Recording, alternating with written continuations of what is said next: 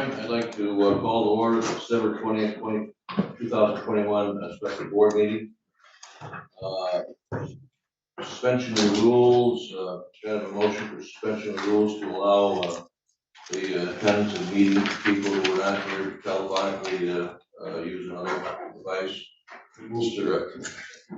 Smithers and Mr. Lightfoot. Seconded. All in favor? Aye. Start there any opposed? Carried. Roll call vote, Kelly. Reagan. Here. Forsythe. Here. Lightfoot. Here. Sheridan. Here. Smithers. Here. Denisha. Here. Perkins. Here. Akers. Here. Bay. Here. Haggard. Here. Fiacco. Here. Burke. Here. Arquette. Here. Terminelli. Here. Curran. 14 present. Okay, we got a quorum. Motion to approve the agenda. Perkins, seconded. I'll make the motion and Mr. Akers seconds it. Any discussion? All in favor? Aye. Opposed? Carried. Presentation resolution. Legislator Haggard. Thank you, Mr. Chairman. I offer a resolution designating the St. Lawrence County Chamber of Commerce as the St. Lawrence County Tourism Promotion Agency. This is a very important resolution that we need to pass in order to be able to get matching funds through the I Love New York funds, and it will make a big difference in the money coming into St. Lawrence County for tourism. I think the chamber's done a fabulous job in doing this for us, and hope that we. Ms. Haggard, let me see if I can get a second on that. Oh. Okay, Mr. Akers, would you like to I second would that? love to second You that. better hurry up because she's ready to go on this resolution. Start again, Margaret. Okay, go ahead. Yeah, I think you guys know what this resolution's about. I urge you all to approve it, and that's all I've got. Any other discussion? Yes, go ahead, Mr. Smithers. Yeah, reading through this resolution. Wondering the occupancy tax revenue and the formula will provide 45%. Can you give us an idea of how much money that is? It talks about how much is generated by tourism, how much would be involved. It talks percentages, I think, the resolution does, doesn't it? Yeah. Does anyone know the answer to that? Sorry? With the occupancy tax, I can get you those totals. You mean the 45%? Yeah, it's a percentage, but it doesn't give us a. Yes, I can give you the totals for that. I'll pull those up. I was just curious about that. Mr. Perkins. Thank you, Mr. Chairman. Are these the current percentages that are in place now? Yes. Thank you. Mr. Reagan. Yeah, and could you have Ruth get us how much we've given the chamber over the past 2 years and what it would be this year? I'm happy to do that, Mr. Chair. I can tell you out of the additional funds that are available to the chamber during the COVID year, they didn't receive any. So that was different from our arrangement so far. However, we do expect them to receive some this year. I'll share the totals with the board. I didn't understand that. So with regard to, they get an annual appropriation, and above and beyond that, they get, I believe it's 75 cents of every dollar. And with COVID and the reduction in occupancy tax while we were shut down, the number didn't come in above the average. So they didn't receive any additional funds like they do every other year since we started sharing occupancy tax. Does that make sense? So did their total appropriation go up or down? Their total appropriation increased modestly, but generally speaking, they've seen anywhere between 20 and 30,000 additional dollars attached to that because we've gone above the rolling average of budget. I'll share the totals with you. They did receive their annual appropriation that we budget. there's an additional amount when we overperform that they share in the benefit of. With COVID, they did not. Were there any other departments, or agencies that, suffered, during the COVID? You mean didn't see any? Well, I mean, you know, as you said, normally they would have gotten, more. But during the COVID, when, they did not get the amount that, they might otherwise have got. With regard to occupancy tax, no. If you mean broadly speaking, there were a number of accounts that didn't come in what they normally would. But as far as the occupancy tax revenue sharing, this has been an advantage when we see years where we make more in revenue than we anticipated. So in that way, like I said, with the shutdown, we lost as well. So we didn't make the same Right, amount. But in the original discussion, when that incentivizing program was created, the purpose was to,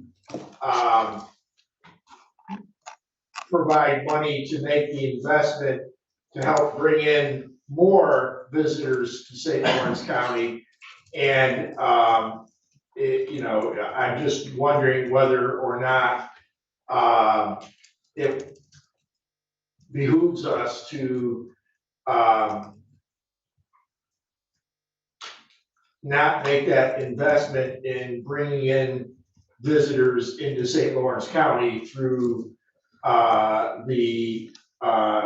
our tourism promotion agency. So I would say that these are annual funds that they don't budget for. They budget for the appropriation that we've worked out with them, which is around 200,000. And these funds, when they come in, we settle with them at the end of the first quarter. And so these allow them to do additional items above and beyond, which is unpredictable depending on the performance of the year. So they have enjoyed that because we have been seeing an increase in tourism, also by collection through the treasurer's office. I think you may recall the efforts were upped over the last 3 or 4 years to increase revenue coming in attached to businesses.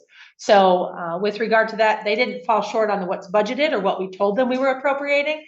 The above and beyond suffered. We budgeted 464, we brought in 398.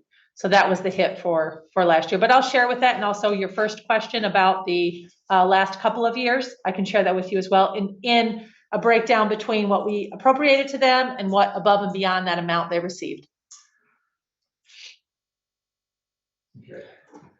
Mr. Forsythe? Ruth, on the history of the bed tax, when did it start? Do you know? I can find out. You mean originally or when we start Yeah. sharing? I can find out. Actually, even the original resolution of it.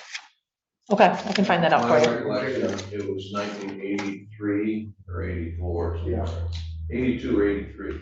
Okay, and what the original. And it was a gentleman by the name of Tomlinson introduced it. Okay. He's a legislator that came.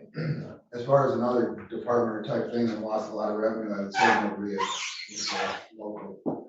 By far. Just coming to the top of my head right off the bat. Any other discussion? More further questions? All in favor? Aye. Opposed? Carried. Ms. Kern.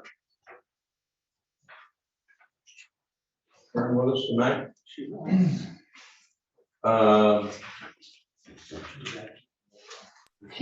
Larry, on, you on? she's on Zoom. I'm here.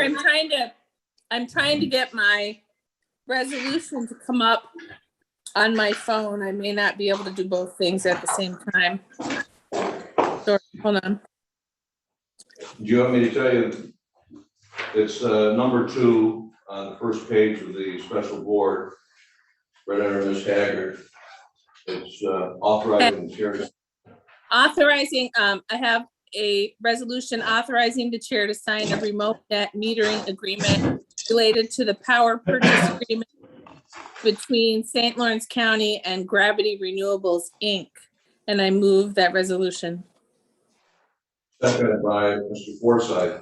Any more discussion? No more discussion? All in favor? Opposed? Carried. Mr. Akers?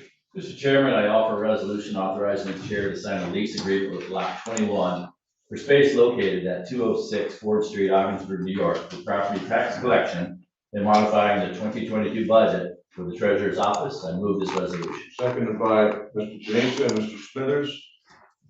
And, any discussion?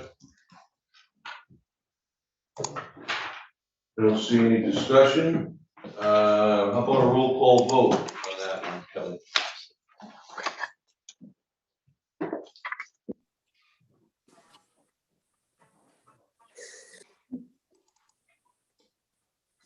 Just taking a minute for my program to come up. Okay.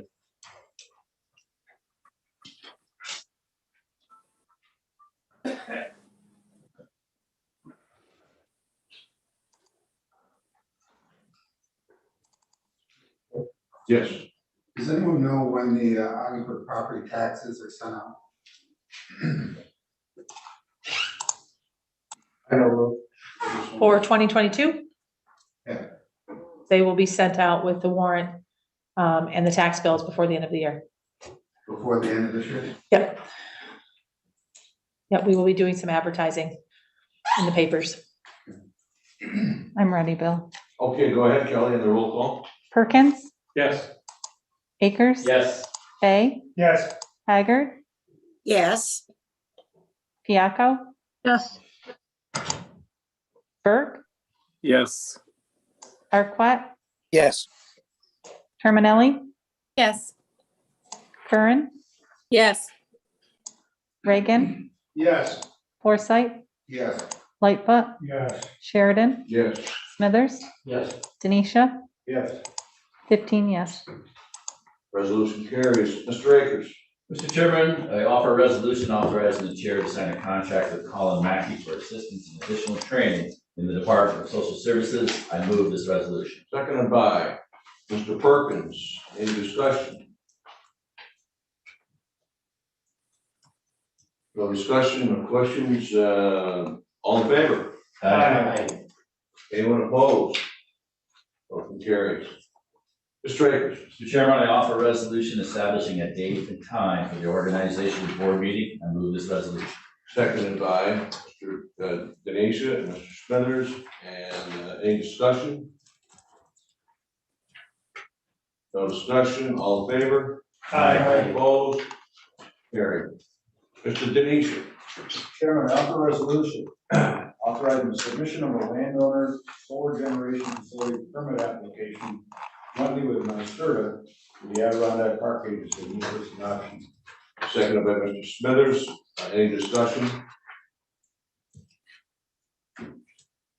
Don't see any discussion. All in favor? Opposed? Carried. Okay, that's the end of resolutions on the special board meeting. I do have appointments that I want to officially make. This time it's going to be maybe more clear than it was the last time I announced one officially. Ms. Terminelli will be the chair of the Judge Committee, Family Court Judge Committee. Mr. Smithers is on that committee. Mr. Perkins is on that committee. And Susan Fiaco is also on that committee. And I'm the ex officio. And that's the only committee that I have names for tonight. I'm holding off on home heating fuel until maybe next year. We'll figure out more about what we're gonna do with that when January comes. Nothing will be able to take place, I don't think. We did pass until April, so we're a little early on that. So, if there's no further business come for the special board meeting, we need a motion to adjourn. Mr. Fay makes a motion, Mr. Reagan seconds it, all in favor? Opposed? Carried, motions for the meeting's adjourned.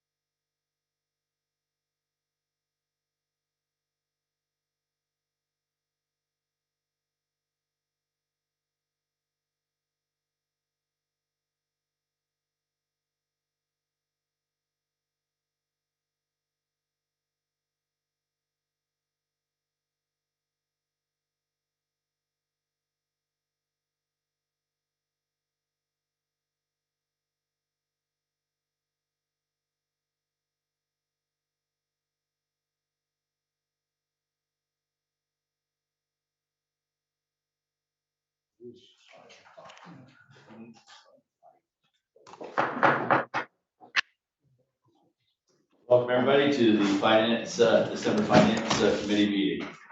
First is a call to order and approval of tonight's agenda. Moved by Mr. Fay, seconded by Mr. Smithers.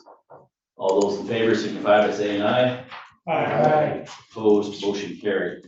Like a resolution, I have a resolution for approval of the minutes for November 22nd, moved by Mr. Perkins, seconded by Mr. Smithers and Mr. Denisha. Any discussion? All those in favor signify by saying aye. Aye. Opposed. First up for our resolutions is Highway with Mr. Don Chambers. The first resolution is modifying the 2021 budget for the Department of Highways for equipment repair and maintenance, fuel, and materials. Moved by Mr. Perkins, second by Mr. Forsythe and Mr. Fay. And just current. Discussion, Mr. Chambers. Yes, thank you. As the title states, this is for equipment repair, maintenance, fuel, and materials. In the 2021 budget, all the expenses that you see here are within the existing 2021 budget, simply moving resources around within the budget to cover the actual expenditures within the department. Any questions for Mr. Chambers on this resolution? Seeing none, all those in favor signify by saying aye. Aye. Opposed, motion carried. Next up, next resolution is the use of the county-owned machinery. Moved by Mr. Perkins, second by Mr. Forsythe and Mr. Curran. Go ahead, Mr. Chambers. Yes, thank you. This resolution that's coming before you is an annual resolution that we do, basically allowing the Department of Highways to utilize equipment and resources for shared services. I believe that having shared services with the towns and other municipalities within the county is not only crucial to good operation of the county department of highways, but also the various other municipalities within the county. Helps us all work more efficiently and give the taxpayer the best bang for the buck. Any questions for Mr. Chambers? Seeing none, all those in favor of the resolution signify by saying aye. Aye. Opposed, motion carried. Next, we have a project update. Mr. Yes, sir. Chambers, yeah. Hey, sir. Yes, well, first, I'd like to start off with some very good news. Out of the Bridge, New York submission, St. Lawrence County was awarded $4.818 million for the Lazy River Road project. This is going to be a 95% federal funds, 5% county. This is a large structure in the town of Russell that is in serious need of replacement, and so it couldn't come at a better time to get this structure replaced. Happy with the outcome of our Bridge New York program, and we're currently in preliminary design for that project. So in the coming months, additional resolutions will be coming forward to the board for approval of for different contracts with the state and consulting engineers. But I think it's very good news that we had that project funded. The Jones Road Bridge project is coming to a conclusion, and we plan to have a ribbon cutting on December 24th. So I know there's a number of people in the community that are very excited about getting this structure open, and it's coming to fruition this week. So another bit of good news. As far as the Russell and Lisbon outpost, the contractors are running a bit behind. Labor issues continue, labor and material issues continue to plague moving forward, but hopefully not only by a couple weeks. So They are diligently working on those two projects, but we did not make it into occupying Russell on Friday as we had hoped. On the other avenues, we are currently working on design on some projects for McCarthy Road in Stockholm, and also for Dutton Road and Russell, and a few others projects that yet to be bringing forward. We actually have purchased or put in orders on some of the materials to make sure that we're going to be able to deliver those in a timely fashion. So appreciate the board's support on that earlier this month. Things are going well as far as the snow and ice operations. Things are, it's been a relatively late December. We have our stockpiles all in place and ready to go. Anyone have any questions for Mr. Chambers? So Don, I have one, and maybe you spoke to this, I missed it. When do you think that they'll be complete in Russell and in Lisbon? I'm hoping that we're substantially complete the week following Christmas. We were supposed to be occupying it, like I said, last Friday, but I'm hoping to be in there by January 1 at this point. And likewise, the Lisbon facility is delayed. Probably even a few more weeks than that. We originally were looking at January 1, but again, labor and material issues are plaguing us, delaying the delivery of the projects, unfortunately. Yeah, so, yeah, these times that's to be expected. Thank you.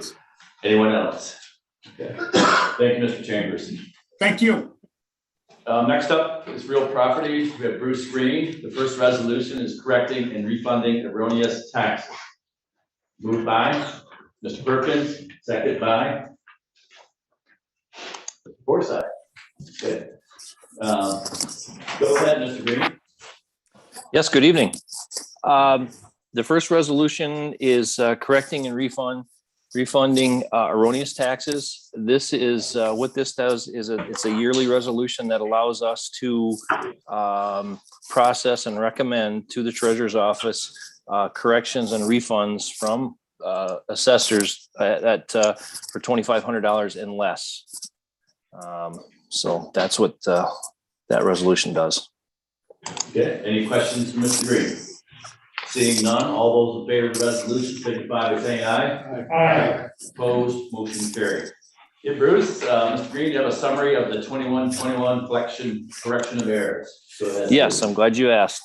The 21 tally to date, which includes the end of November, is $4,475.53. That's what was recommended from the treasurer's office to refund property owners. That is down considerably from what it was in 2020 and 2020, and that was for a whole year, was $13,674.62.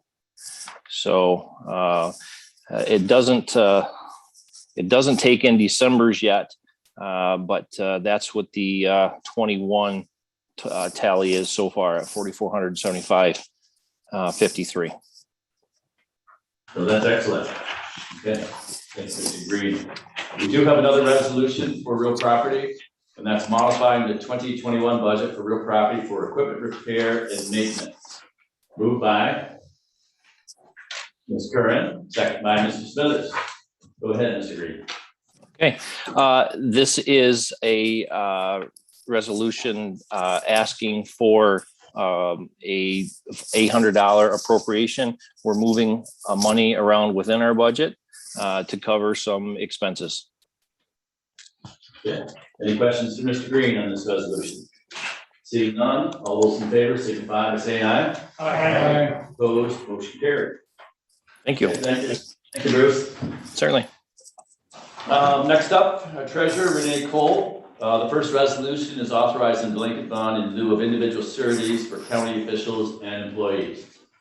Moved by Mr. Lightfoot, second by Mr. Forsythe and Ms. Curran. Go ahead, Mrs. Cole. Thank you. So this is the first of 3 annual resolutions I'm bringing tonight. This is authorizing a blanket bond in lieu of individual sureties for the county officials, and there's been no change since last year. Okay, any questions for our treasurer? Seeing none, all those in favor of the resolution signify by saying aye. Aye. Opposed, motion carried. Our next resolution is authorizing petty cash accounts and departmental cash drawers. Moved by Mr. Perkins, seconded by Mr. Pettit and Ms. Curran and Mr. Arquette. Go ahead, Mrs. Cole. Okay. So this resolution establishes the amounts of petty cash and departmental cash drawers. There was one change from last January's adopted resolution, Resolution 380-2021. It had the addition of a $250 cash drawer for the treasurer's office to establish a collection drawer for the Ogdensburg location. Any questions for Mrs. Cole? Seeing none, all those in favor signify by saying aye. Aye. Opposed, motion carried. Next resolution is bank depositories and investment of county funds. Moved by Mr. Perkins, second by Mr. Curran. Go ahead, Mrs. Cole. Okay, and this is the last of my annual resolutions. There was a change to this resolution. You may recall that we updated in October, Resolution 293 of 2021. We updated some of the depository maximum amounts, and we added language under the permitted investment section. There's been no change since the October changes. Okay, any questions for Mrs. Cole? Seeing none, all those in favor of the resolution signify by saying aye. Aye. Opposed, motion carried. Okay. Thank you, Mrs. Cole. So next up, a resolution encouraging the Public Health Department not to issue fines for violation of the Department of Health Regulations 2.60 mask mandate. Moved by Mr. Perkins, second by Mr. Curran. Any discussion? Mrs. Haggard. Thank you, Mr. Chairman. I was wondering if you had consulted with the Public Health Director, Ms. Munger, on. Would you like to speak to that, or no? Okay, so not on this particular resolution. I do know that, I think Ruth had a conversation with Mr. Williams. Dr. Williams. Ruth had a conversation with Dr. Williams. Is that what you said? That's correct. And what was his take on this? So a word was changed in the resolution. A word? One word. What word? First word. First word The was. first word. Right, first word was instructing, was changed to encourage. Oh, okay. All Mr. right. Chair, The county administrator. if you'd like me to speak to their opposition to it, if that's what you mean. You can, yes, go ahead. Okay, the Public Health Department, our interim public health director and president of our Board of Health are very much in support of having the staff and the public wear masks with both the pressure on our hospital systems as well as the numbers attached to COVID positive cases at this time. They're in support of masks mask wearing being followed by the state mandate. So to clarify, the resolution does not speak about mask wearing. What it speaks about is issuing fines. Mr. Burke. What is- Mr. Okay. Chairman, did you recognize me, Kevin, or no? Yes, Or it is, Margaret? Mr. Burke. Go ahead, Mr. Burke. Well, I guess I'm wondering, I wasn't aware that the Public Health Department was considering issuing fines. You sit on the board, Kevin. Have they been considering that? So the actual regulation, I don't know if Mr. Button is with us at this time. He can speak to the regulation 2.6. It puts the onus on actually the enforcement on the local public health board. Mr. Button, if you would speak to that about how the actually regulation puts the onus on local public health boards. Go ahead. I'd be happy to. It sort of is a bit of deja vu from last weekend, but I heard Mr. Akers reference 2.6. 2.6 wasn't exactly the mandate. 2.6 was a regulation that was issued on November 24th by the Department of Health across the state. And 2.6 actually said that the state can't direct that a local public health body engage in enforcement activities associated with the isolation, quarantine, and pandemic response. The 2.60 provision that was released on December 10th was the mask mandate. The mask mandate came down and indicated that enforcement would be handled actually at the local level. It doesn't state it directly in the mandate language itself, but coupled with 2.6 itself provides for the local enforcement component. As I indicated last week, from what I understood from the communications from the governor, from the state, that they were not encouraging the issuance of fines at this point. They were encouraging that we engage in an educational component associated with the businesses. I know that we have received several complaints during the course of this week, and that's what we have attempted to do, is to educate folks about the need to be smart out there, to be safe.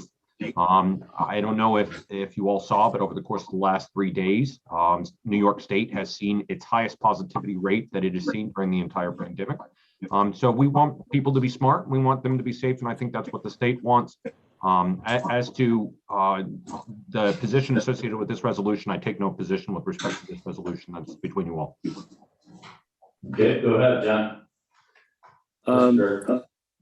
Well, again, I guess I'm wondering, why we would do a resolution encouraging our public health department to do what they to not do what they had already planned to not do.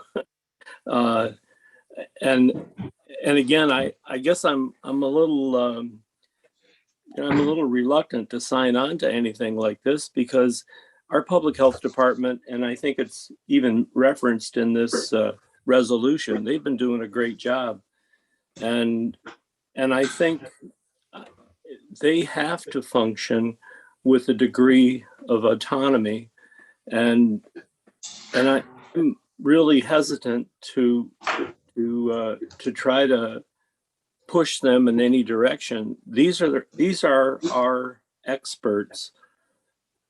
Many of them are physicians. Jolene is a great director, and I guess I'm really reluctant in endorsing anything that would try to nudge them in any direction, because they've been doing a good job, a really good job. And I don't know what the need for this is. So it's nothing I'll support, because the only thing I would support is giving them kudos for all of their hard work and great decisions thus far. Ms. Curran.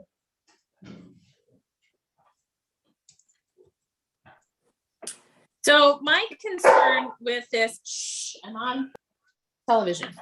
So my concern with this is how it affects the small business owner. There's been a lot of people who have been upset with small business owners for even having the mask sign up, because there are many people who feel very differently about this whole masking issue than we might, or you might, or whoever might. So when small businesses are concerned about getting fined, I guess I would like something that encourages us not to squeeze the poor guy in the middle, because small businesses are worried. One lady said to me, if I push on my customers now to mask up and I get into a fight with them, they're not going to be my customers later. And I think enough small businesses have been driven out of business by this pandemic. I'm concerned about their livelihoods, as are they. So that's how I feel about this, and I'll be supporting this.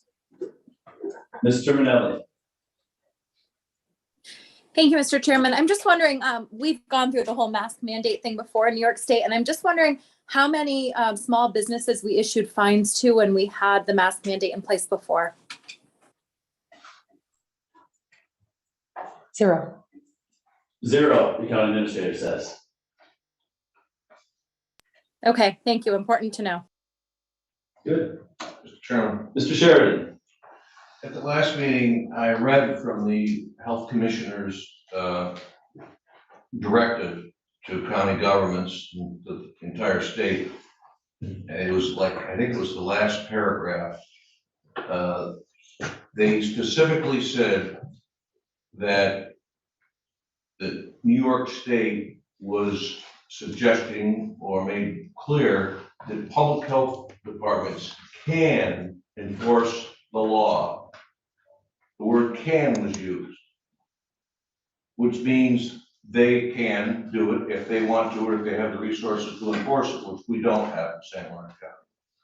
And this resolution only encourages the public health department not to issue fines for violations of the Department of Health. So there's a difference between us saying we encourage the public health department not to issue the fines of up to $1,000 and enforce the mandate, whereas the health commissioner's directive that was sent out did use the word "can."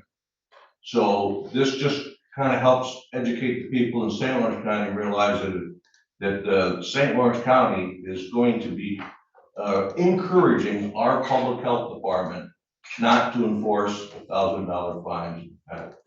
That's why I'll be voting for it. Okay. Anyone else? Mr. Denisha. Thank you, Mr. Chairman. I'm like others, I'm conflicted over this resolution. I know that our small businesses have taken a big hit over the duration of this COVID. Some of them have taken big enough hit that they're not in business any longer. And what troubles me is that there is a mask mandate in effect by New York State, and like any rule, any law, if there are not consequences, the law isn't worth, or the mandate isn't worth the paper it's written on or the words it. But I think finding businesses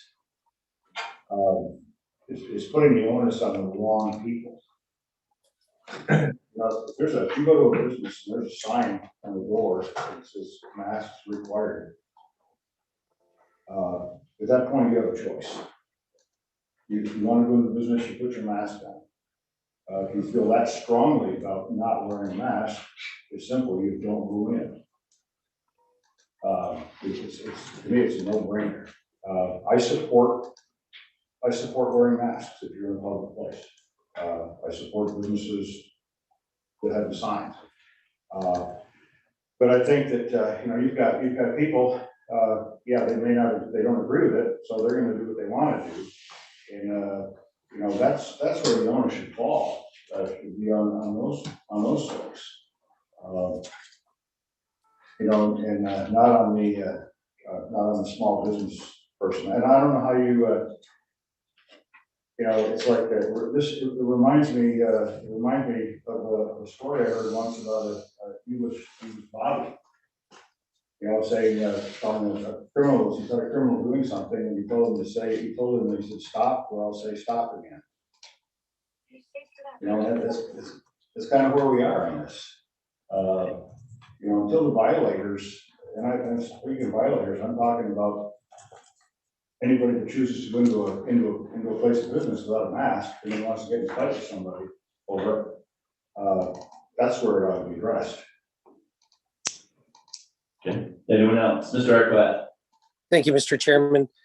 Mine's more of a procedural question, because what I believe I'm getting is some of the pushback on support of the resolution might be the thought that we aren't supporting our public health department. am I correct in saying that procedurally, the state provides our public health department with guidelines as to how to proceed, and then our public health department either agrees or, moves forward with the guidelines, but the enforcement portion of it is exclusively the county attorney, if I'm not mistaken, and maybe the county attorney can answer that or somebody else in the room. Go ahead, Steven. Thank you. Actually, the enforcement component is the public health department, but the public health department doesn't have the legal authority to issue subpoenas or direct the filing of charges associated with a quarantine or a fine. So to proceed on a civil matter, the public health director would have to communicate to me with the board that they wish to proceed in a certain direction, and then I would be required to commence that action if the facts supported it. So yes, you're primarily right. If an action was going to be brought, it'd be brought by me. It would be brought in the name of the public health director or the public health entity.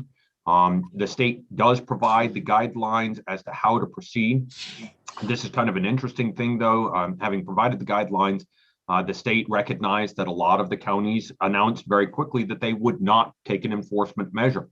A number of different reasons, whether it be a lack of resources to enforce locally. If I recall, Mrs. Haggard last week identified that our local board is tied up. Our local health department has a lot going on, especially with the positivity rate. But I did see this evening that the governor has announced that they will be unleashing about $65 million to counties to assist with enforcement. And more importantly, it sounds like the state is going to start sending out individuals to do spot checks around the state for their own enforcement or for their own reporting process. So in the prior setup, there was a 3-party group that would review the items, make sure that we were moving forward appropriately with the complaints in conjunction with public health. And that was me, that was the sheriff, and that was the county administrator. And I have every reason to believe that moving forward, working in conjunction with public health, that'd probably be a very similar setup on any future enforcement / educational component. I really want to enforce or enhance the educational component there or underline it. And if I could just follow up, Mr. Chairman. Go ahead, Mr. Arquette. Thank you. And Steve, that's exactly the way I want to move forward again, is educational. I believe you said publicly last week, that you had no intention on issuing fines and disciplinary actions to either the businesses or individuals. And again, I support that. But mostly I will support the resolution, but I want it very clear and on record that I support the efforts of our public health department. They're working diligently, as it's been said by other members of this board. So I don't want a yes vote in any way to indicate that I don't support everything that they're doing to keep us safe here in St. Lawrence County. Thank you. Anyone else? Mr. Forsythe. Yeah, I'll support the resolution. The small business aspect and many different aspects, I guess. We all received an email, I think we got it this afternoon, from a lady that was shopping, I believe in Canton, wanted to get a bagel or something. Anyway, she walked into the store and different people didn't have a mask, employees, whatever. And her last statement was, I guess I won't go there anymore. And that's her choice. I appreciate and accept that choice 100%. But to put the fine and responsibility onto a small business, I won't support.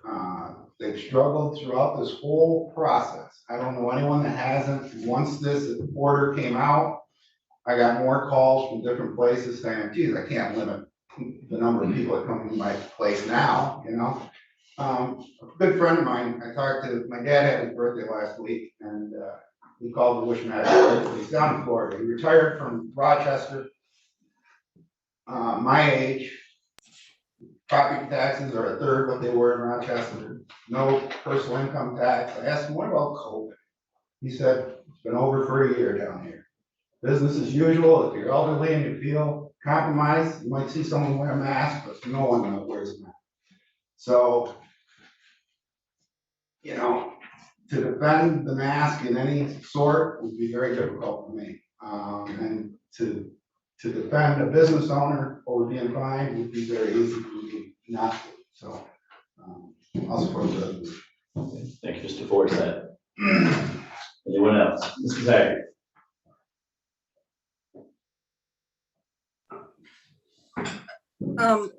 Oftentimes we pass resolutions that are well-written and have all the information out, and then the word goes out either through the media or otherwise that people don't have to wear masks because nothing's going to happen. And that's what my fear is. And I don't have to explain to anybody on this board, certainly, how I feel about masks and vaccinations, et cetera. I did have an opportunity to reach out to Miss Munger. And I think what happens is people see this type of thing and it undermines all the work that they've done. And they're so stressed right now. And it's going to be worse in January. So of course, I will not support this. I think it sends the wrong message. Thank you. Okay, anyone else? Yeah. Mr. Smithers? Yeah, like Larry, I was a little conflicted because now I can see where you're supposed to follow what the state says. But Legislator Sheridan said the health department can do it. But Dave, what you said as a business owner, I think you expressed my thoughts very well. That was very well said. So I agree with you. I'm going to support it. Okay. Anyone else? Ms. Curran? I would just like to clarify, I support the Department of Health totally. They do a lot of work. It's very hard work. Everywhere I have been in the last few days, there's just a rare person that doesn't have a mask on. Like I think I saw one yesterday shopping all day long. People are concerned about this because they're not sure what's going on in the news. Politicians who have had both vaccines and the booster are now coming out and saying, hey, we have breakthrough COVID. So people are concerned, but this is nothing to do with the Department of Health and everything to do about the fact that a year from now, I'd like one place at least to still be open to go get coffee and a sandwich at. Okay, anyone else? Okay, so the resolution isn't about masking, it's about issuing fines. And you can see in the third whereas, where it talks about St. Lawrence County Public Health.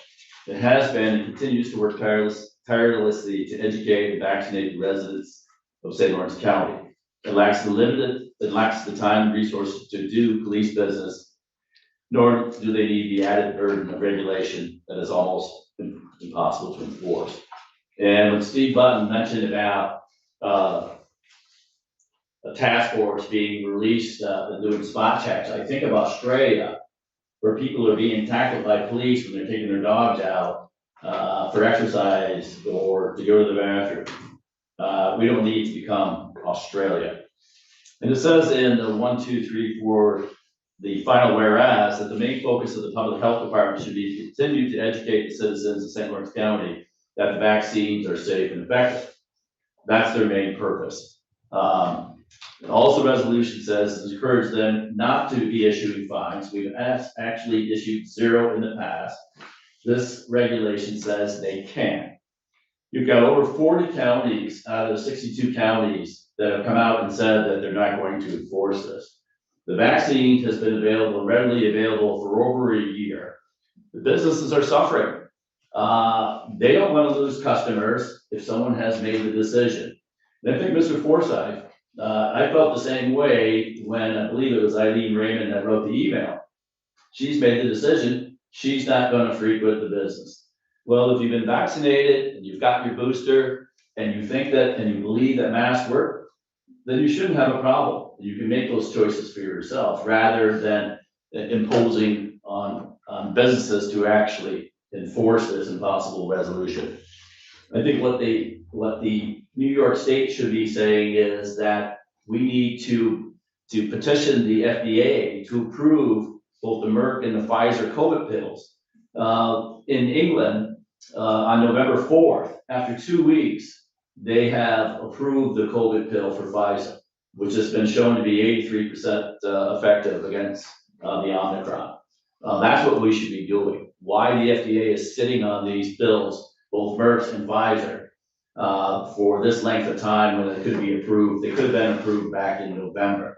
The trial with the Pfizer was so effective that in the research, they shortened it because they felt it was immoral and unethical to be having people getting placebos when the COVID pill was being shown to be that effective. So I understand the mixed feelings about this. This resolution is in support of the business who've been hit so hard and had to comply. They put their plexiglass up. All their staff are wearing masks. The extra money that's been floating around has been very difficult for businesses to keep employees, to recruit employees. They've just been hit with a double, left and a right and one to the gut. And this is totally unnecessary. This is not science here from the New York State. And I'm hoping that you'll support this resolution. So Kelly, would you do a roll call, please? Akers, Yes. Fay, Yes. Haggard, No. Piaco, No. Burke, No. Arquette, Yes. Terminelli, No. Curran, Yes. Reagan, Yes. Forsythe, Yes. Lightfoot, Yes. Sheridan, Yes. Smithers, Yes. Denisha, Yes. Perkins, Yes. 11 yes, 4 no. Resolution passes. Thank you. Next up, the Vacancy Review Committee, we have Ruth Doyle and the Highway. We only have the highway department on. I believe Don is still with us with 2 positions. Oh, no, we have the treasurer as well. My apologies. Yes, the Department of Highways has a senior motor equipment mechanic position, basically an abolish and create. This is due to a retirement within the department. The welder position is a position within the current position is within the shop area. But we do have 2 other welders in the department that could be utilized for fabrication or welding operations, as well as other mechanics. So for efficient operation, I believe the best method is to move forward with an abolish create of the senior motor equipment mechanic to allow for advancement within the department. For example, our motor equipment maintenance supervisor is very senior in his position and likely to have a retirement in the coming next few years. And in order to to promote within, it's basically a prerequisite that we have somebody in a senior motor equipment mechanic position for 1 year in order to promote within. So that is another reason why I feel it is appropriate to do an abolish create. Another reason is within the field operations with the bridges, the majority of the open steel deck bridges that are welded and will continue to need welding will be eliminated in the coming years for the most part from the inventory. We're basically going to precast concrete decks with paving or concrete decks, period, for the preferred replacement. So the need for additional welders will diminish in the near future. So overall scheme, I believe it's in the best position of the county to provide the ability for positions to grow, employees to grow within the department, and also serves the needs of the department better. Okay, any questions, Mr. Chambers, on this position? I guess we're all set. Okay, thank you, Don. Thank you. So our next one involves the county treasurer, and that's to create and fill a payroll clerk. Renee? Thank you. Yes, so I am coming in and asking to actually create a position that we do not currently have in our payroll office. I'd like to give you just a little bit of background about some of the responsibilities in our payroll office. Our gross payroll in 2020 was just under $42 million. And our 21 revised budget is just a little bit shy of $46 million. So it's a huge responsibility money-wise. But this office is responsible for reviewing and processing all of the report of personnel changes, promotions, retirements, new employees, and the like. They maintain employee deductions, taxes, insurances, garnishments, union dues, etc. They manage and process special considerations, guidelines based on each of the 7 or 8, I have a question, bargaining units. I haven't counted them, I guess, lately. But they're taking care of salary, longevity, hazardous duty pay, shift differential pay, overtime, mileage, and the likes. I could go on. They're responsible for supplying various information requests from employees, department heads, outside agencies. They manage retirement, deferred compensation, and tax payments on a biweekly basis. They are responsible for the New York State retirement, reconciliation, reporting, and processing. That's done monthly. They have quarterly duties, which include reconciling the payroll records, filing Internal Revenue Service Form 941 and New York State 45 reports. And on an annual basis, there's year-end auditing, processing, and filing of employee W-2s. They apply raises and contract changes for each unit. They update state and federal tax tables, adjust deductions, unions, IRS changes, review contract vendors, and they also issue 1099s in addition to the W-2s in that office. And currently we have an FTE down there of about 2.4 people. And this office has been struggling just to barely get through the biweekly payroll and all of the responsibilities associated with it.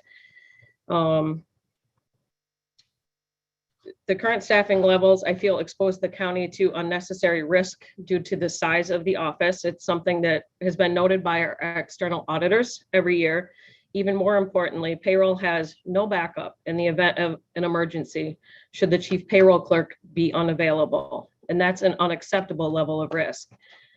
The backup duties, the 1.4 backup people in the office aren't appropriate or manageable. They can't manage the workload if the chief payroll clerk is not available. So we've, I think, for a long time, just kind of held our breath and hoped for the best. And it's just not something I feel we should do, and especially in the current environment with COVID. Additionally, and just as important, the office does not have the staffing to dedicate to the much needed munis maintenance, updating, and upgrading. Everything changed in 2013 when the munis software was installed for the county. And I honestly think the biggest impact it has had has been on payroll, because it's so complicated and it just has to be right. And there's not a lot of time in a 2-week period to figure out things that aren't working appropriately. So the resources don't exist for us to keep up with munis and get the upgrade, and we have a big upgrade looming. Yet it's critical for ongoing commitment to stay current with munis software. So this position is the first of 2 requests I'll have for you to address the critical staffing needs in our payroll office. And as I said before, these needs have existed especially since we implemented the munis software.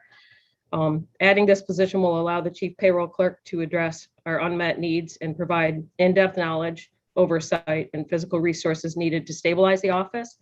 And also, I'm hoping to provide for succession planning for an extremely critical county function. Okay. Any questions for our county treasurer? She seems kind of wishy-washy about this position, I think. So, okay, looks good. Thank you. It was like a Chris Radie's presentation there. Okay, so next up is our county administrator's report. The first is a resolution for adoption of the rules of procedure, which we need to do an amendment, a motion to amend H, which is in Article 8. And we have the county attorney, if, Stephen, if you'd like to explain your request. Mr. Button, are you with us? I am, but I apologize. Are you, I'm not familiar with the request for the modification. Is it with respect to? So you have bold language under H, under Article 8. And I'll just read this.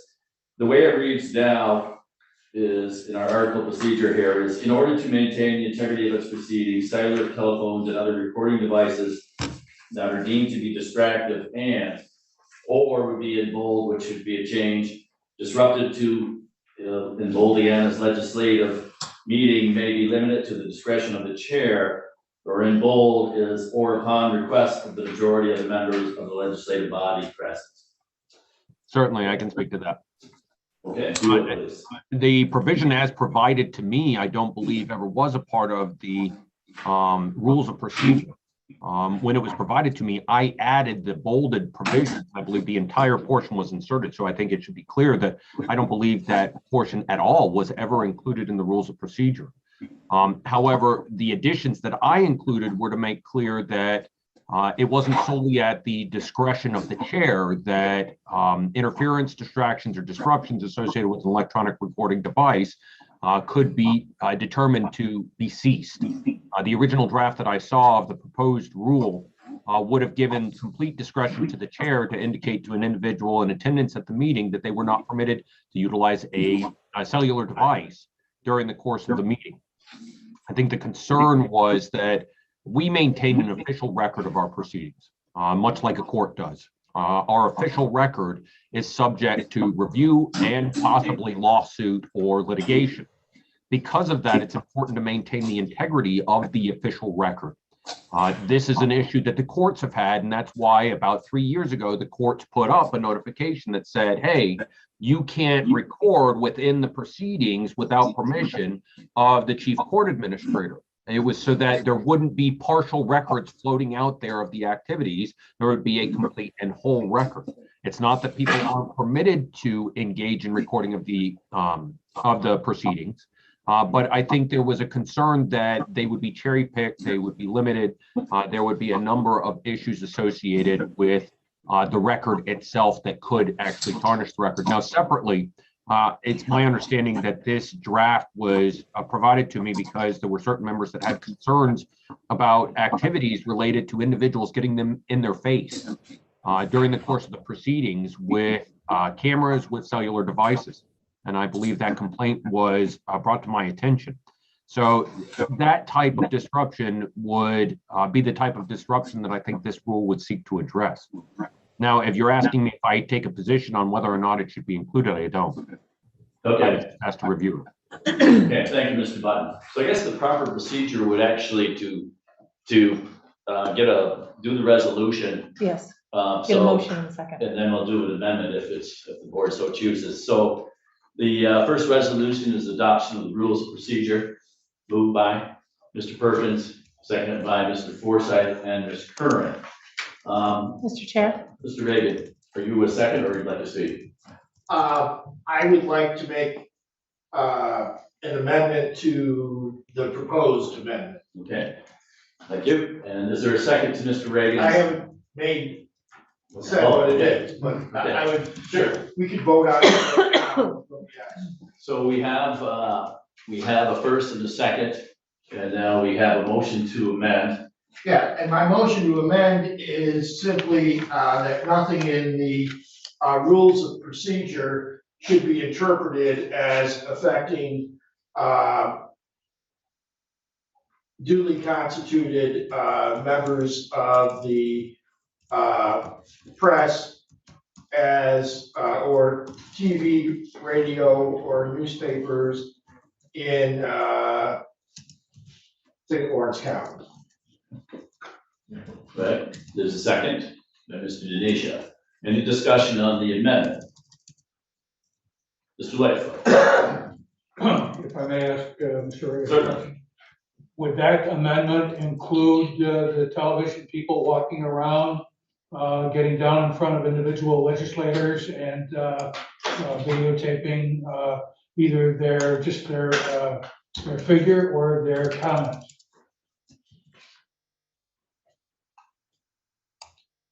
I don't believe that's ever been a problem in this chamber. Well, it has. I believe that the TV and newspaper and radio people are responsible, and we should not be interfering with the press.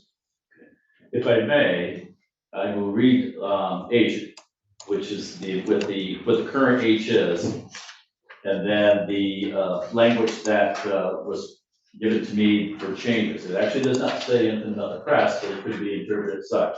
So let me read it. How it is with the amendment as written in this language, to see if it matches up with yours, Mr. Reagan, is in order to maintain the integrity of its proceedings, cellular phones and other recording devices that are deemed to be distracted and/or disruptive to the legislative meeting may be limited at the discretion of the chair. And the new language would be, or upon the request of the majority of the members of the legislative body present. So does that line up with your proposed amendment, that language, or you want specific language? Your amendment is specific language concerning the press. My proposed amendment stands. Okay. So, and that's Mr. Langford. I'd just like to clarify that I'm not talking about the TV station with a camera taking pictures of everybody. I am talking about a reporter with a camera walking around to individual desks and recording them as they speak or whatever. It is a distraction. It's happened before. Anybody that's been here for a length of time will remember Channel 7 coming in, and this gentleman was doing his job. It was never addressed with him, and it happened. I don't think that should be allowed to happen. If you want to record it from a stationary location, that's fine, or even move to another stationary location. But to go from legislator's desk to legislator's desk, I don't believe that is in order. It is disruptive, and I would certainly consider making it known that we won't condone that. Okay, so you're not supportive of amendment, Mr. Smithers? No, I As made agree by with Mr. Reagan. legislator Lightfoot. I think the amendment that's proposed is too vague and is putting too much trust in the news media. Granted, most of them are, but we can't say that they all are gonna do the right thing all the time. So I can't support that because it's saying we can't put any restrictions on. That's just wrong. Okay. Anyone else? Anyone on the Zoom? Okay. Mr. Reagan. Mr. Chairman, I just would urge everyone to support my amendment. I think the press in St. Lawrence County has a long history of being responsible.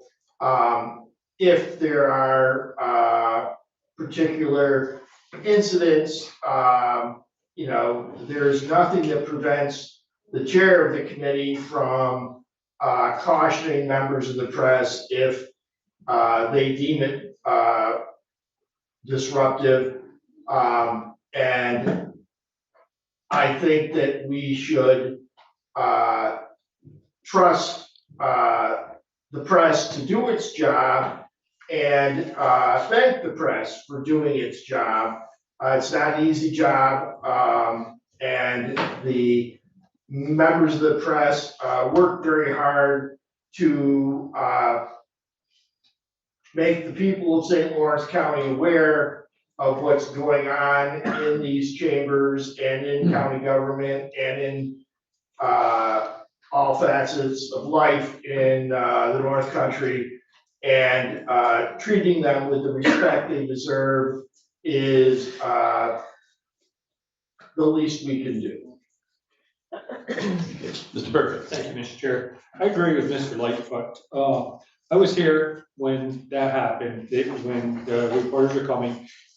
Legislators are trying to speak, they got right in front of their face and are taking the video. It is very disruptive.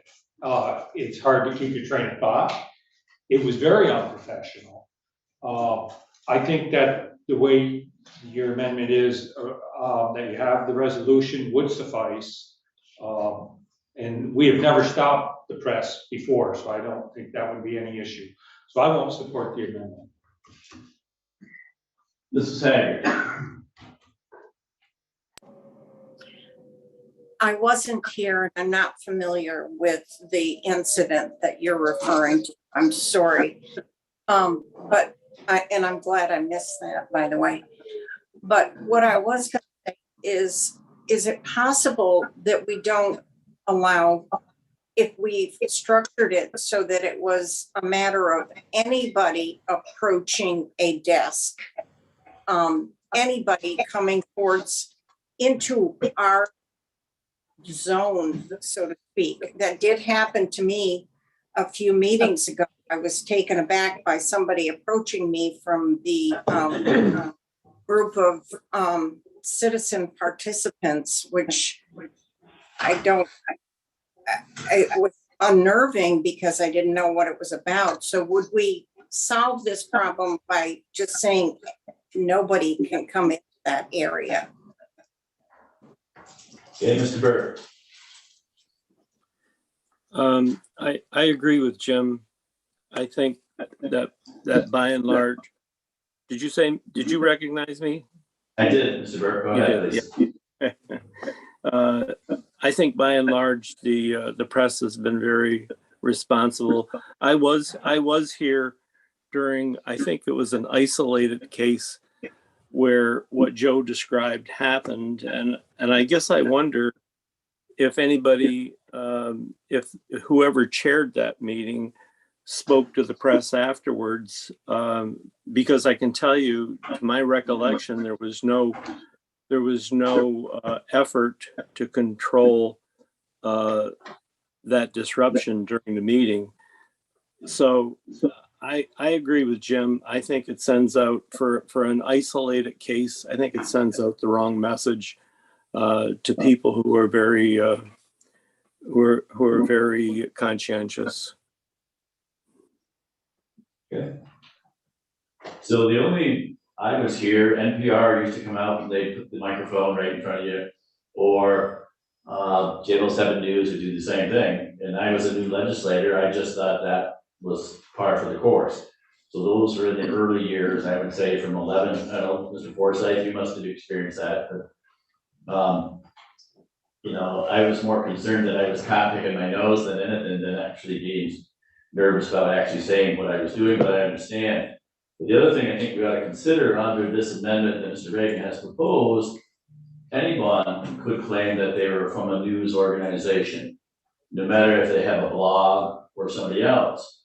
So then you would have those individuals actually roaming through with a microphone with their particular opinion or slant of their proposed media, whatever they represented, whether it was a self-proclaimed or just something that they're starting out.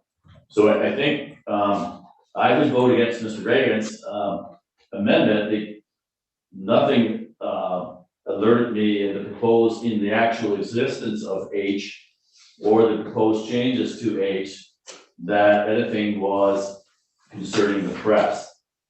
It just basically says like I said, the earlier resolution, the earlier H was deemed to be distracting or disruptive beyond the discretion of the chair. The only change is the additional language or upon the request of the majority of the members. So that language is there that the chair before had the discretion. I think the incident where Margaret Haggard spoke about where the individual came and put something on her desk. If you recall, Mr. Sheridan rapped on his gavel and had the gentleman sit down.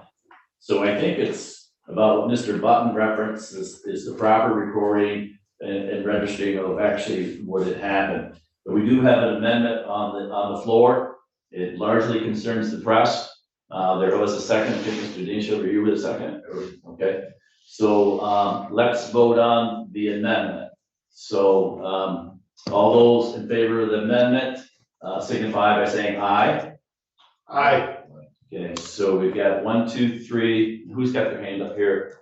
Mr. Sheridan, Mr. Denisha, and Mr. Reagan, I don't know how many that is. I guess we want to do a roll call? Sure. Let's do the roll call so it'll be official.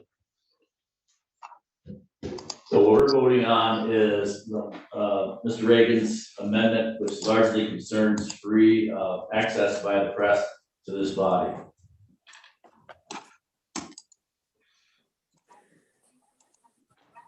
A, Yes. Haggard, Yes. Piaco, Yes. Burke, Yes. Arquette, Yes. Terminelli, No. Curran, Yes. Reagan, Yes. Forsythe, No. Lightfoot, No. Sheridan, Yes. Smithers, No. Denisha, Yes. Perkins, No. Akers, No. 9 yes, 6 no. So the amendment passes. So now, we have an amended resolution. Mr. Chair, Yes. could I go through the other changes? I'd like to actually clarify Whenever. how H will read now. Sure. So how does H read now? Does H go away with the amendment made by Mr. Reagan that was supported by the board? Well, his amendment was an amendment on the amendment, is how I took it. That's correct. So his approval, Amendment on those changes. now that change would be added to the requested change in bold, and then you would vote on that amendment. And then you'd vote on the amended resolution after discussion. Well, I'm not sure if Mr. Reagan was supportive of what we spoke about. That was my intent, was what Ms. Doyle just said. Okay, so you're agreeing, are you agreeing that upon request of the majority of the members of the legislative body present, or you want that stricken? He was in agreement, I believe. He was in agreement. He was raised objection to the amendment. There's some confusion here. So that's why I want to clarify before we bring the amended resolution to the board. I think if someone finds something distracting going on, they can bring something forward, and Okay. it's covered under the proposal. Okay. So what you're actually doing is amending the amendment. I did. Putting additional amendment to the amendment. I did. Okay, all right. That's a different story. Okay.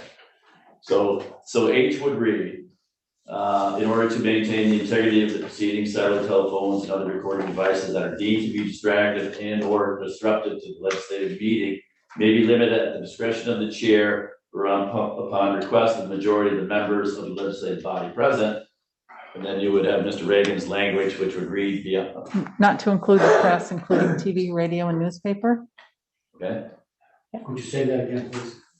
Not to include the press, including TV, radio, or newspaper.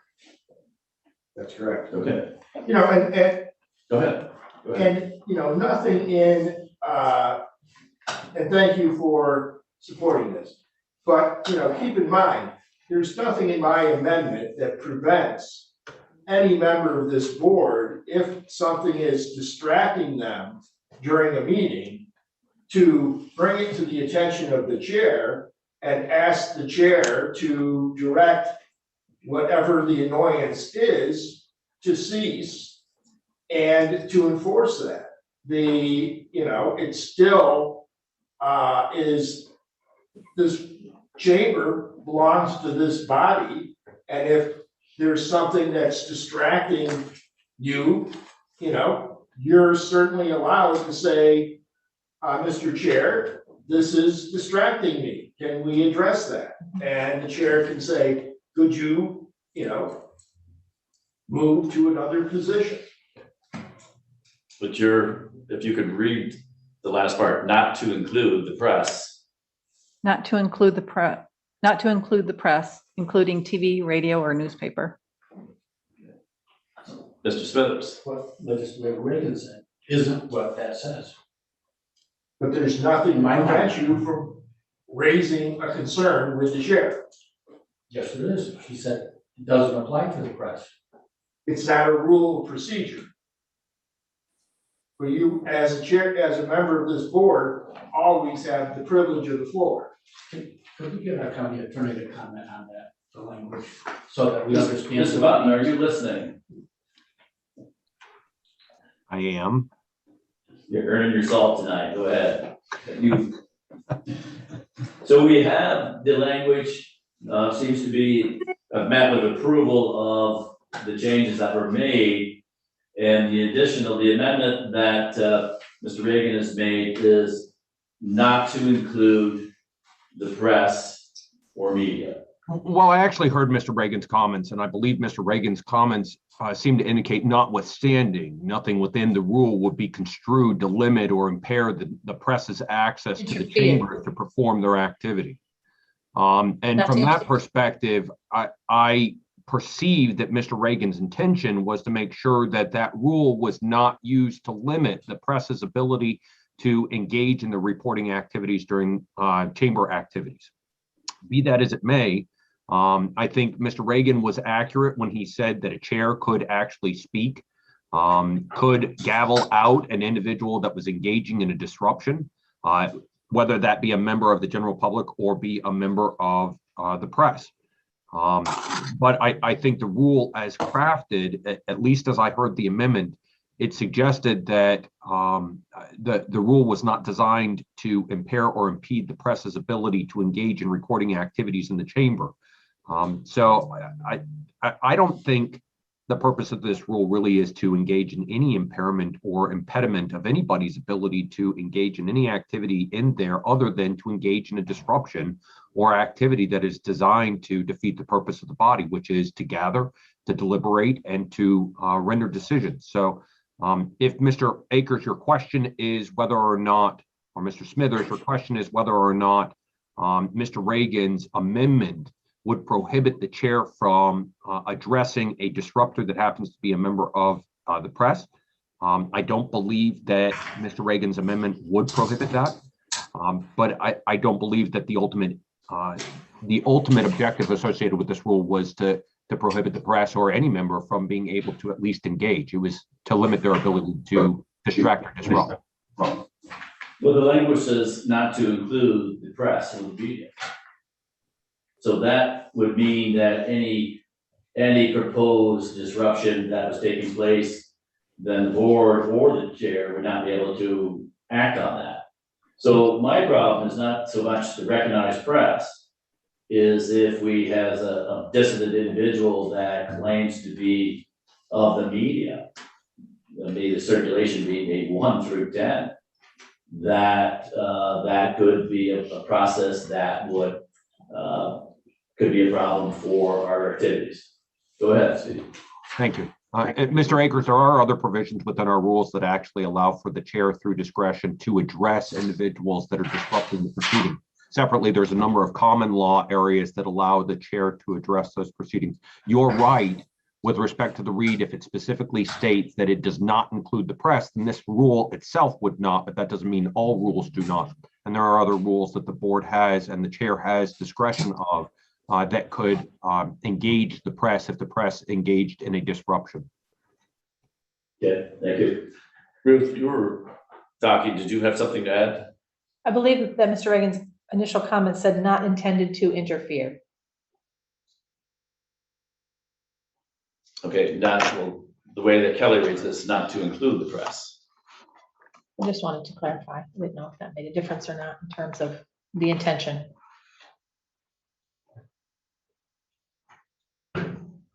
Okay. But that vote's already been taken also, Mr. Chair. Okay, We right. now are voting actually on the bolded language that you had, which would now also include the additional language. So Right. really, we're talking about the legislative, and then upon request of a majority of the members of the legislative body present. So this Is is this vote. This is a simple thing that has become Yep. complicated because the only change was upon request of the majority of the members. It actually basically took the complete responsibility off the chair and put it on the majority.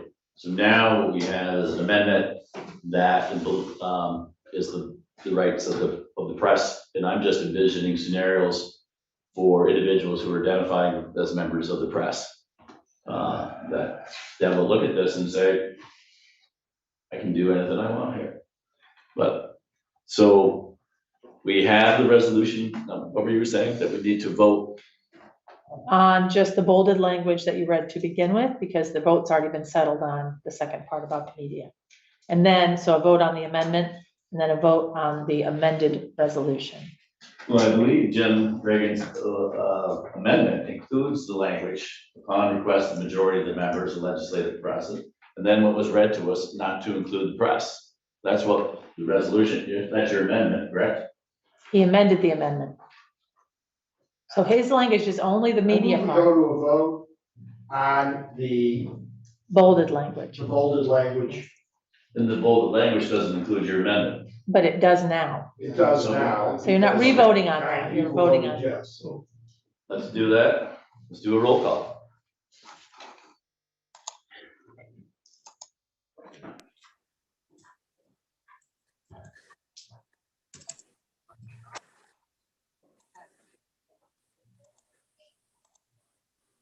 Haggard, Excuse me, Look, point of order. can I ask for a point Mr. of Chair, order yes.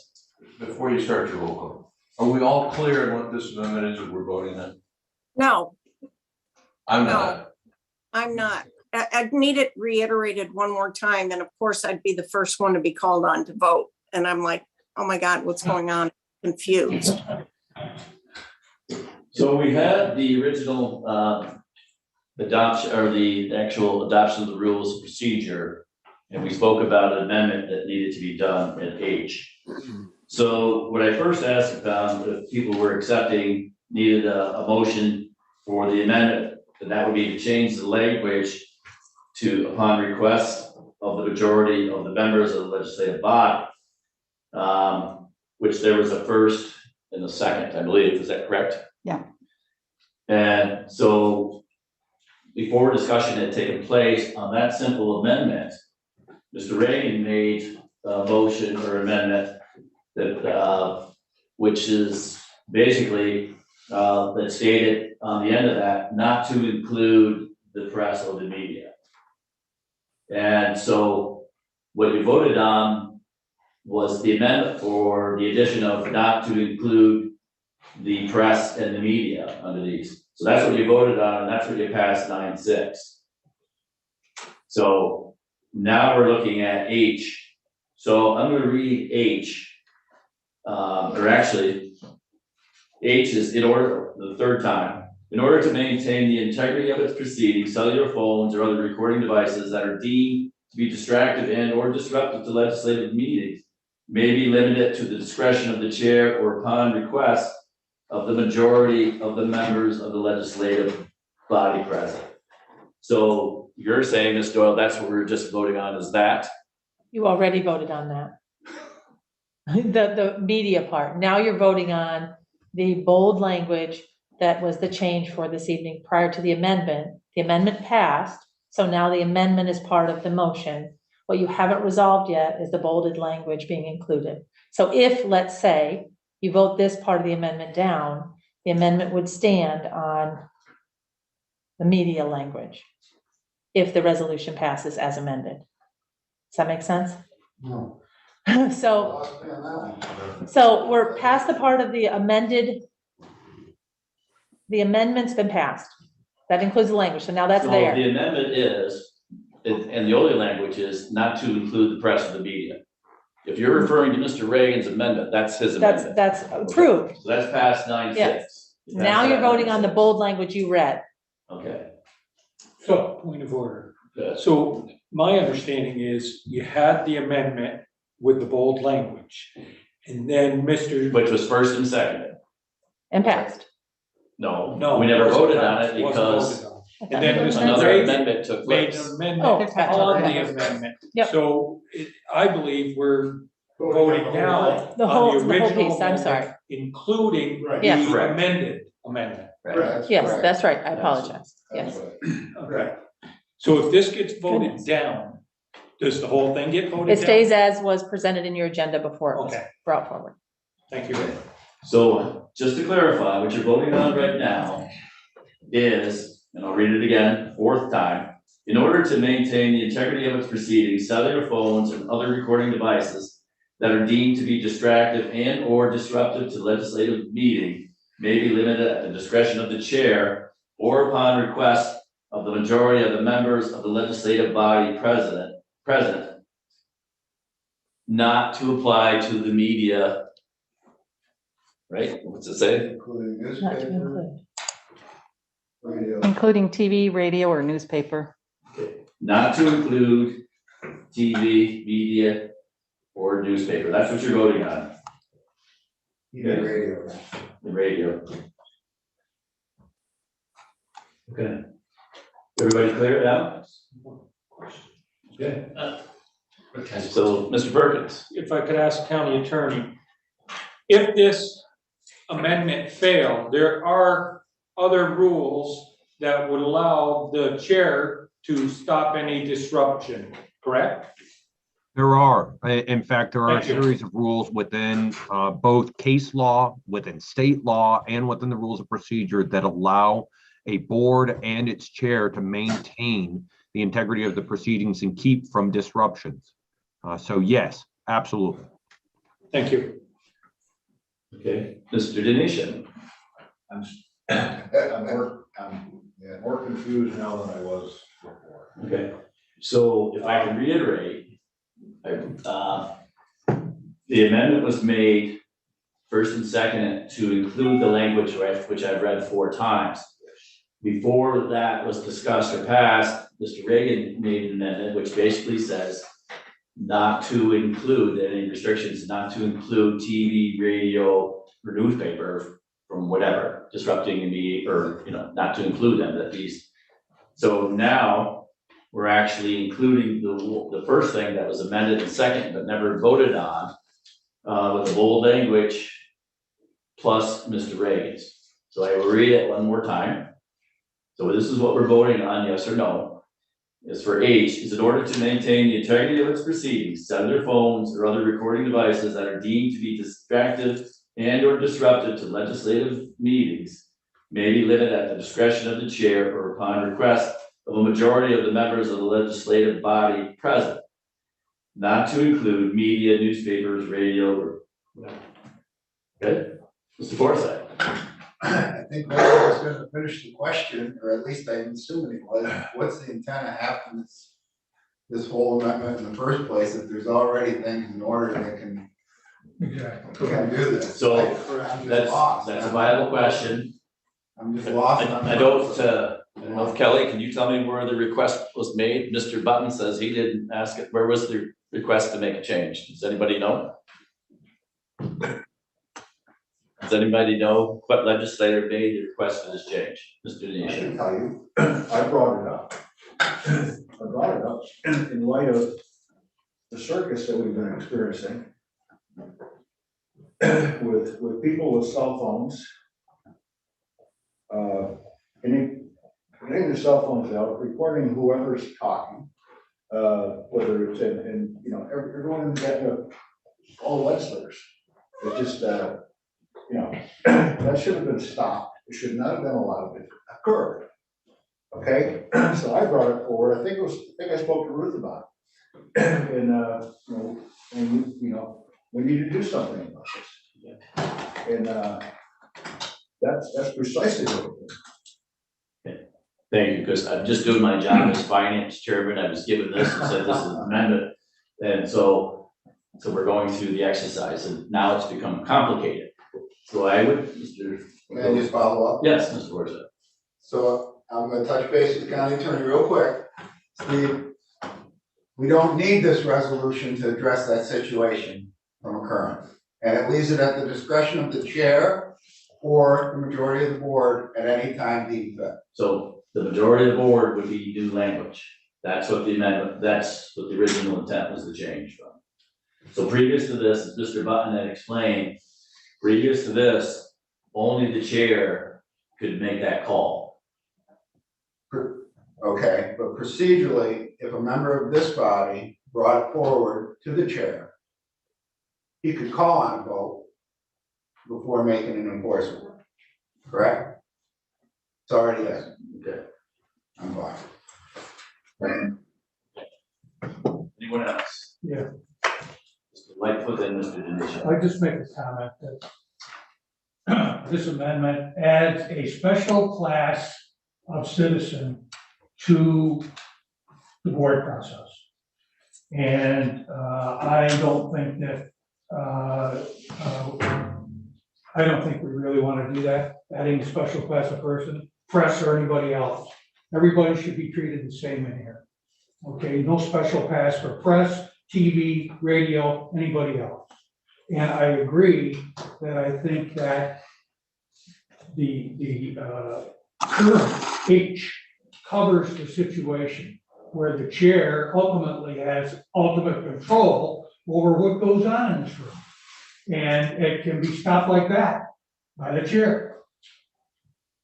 So I don't see the need for this. I think it's an exercise in whatever. Mr. Denisha.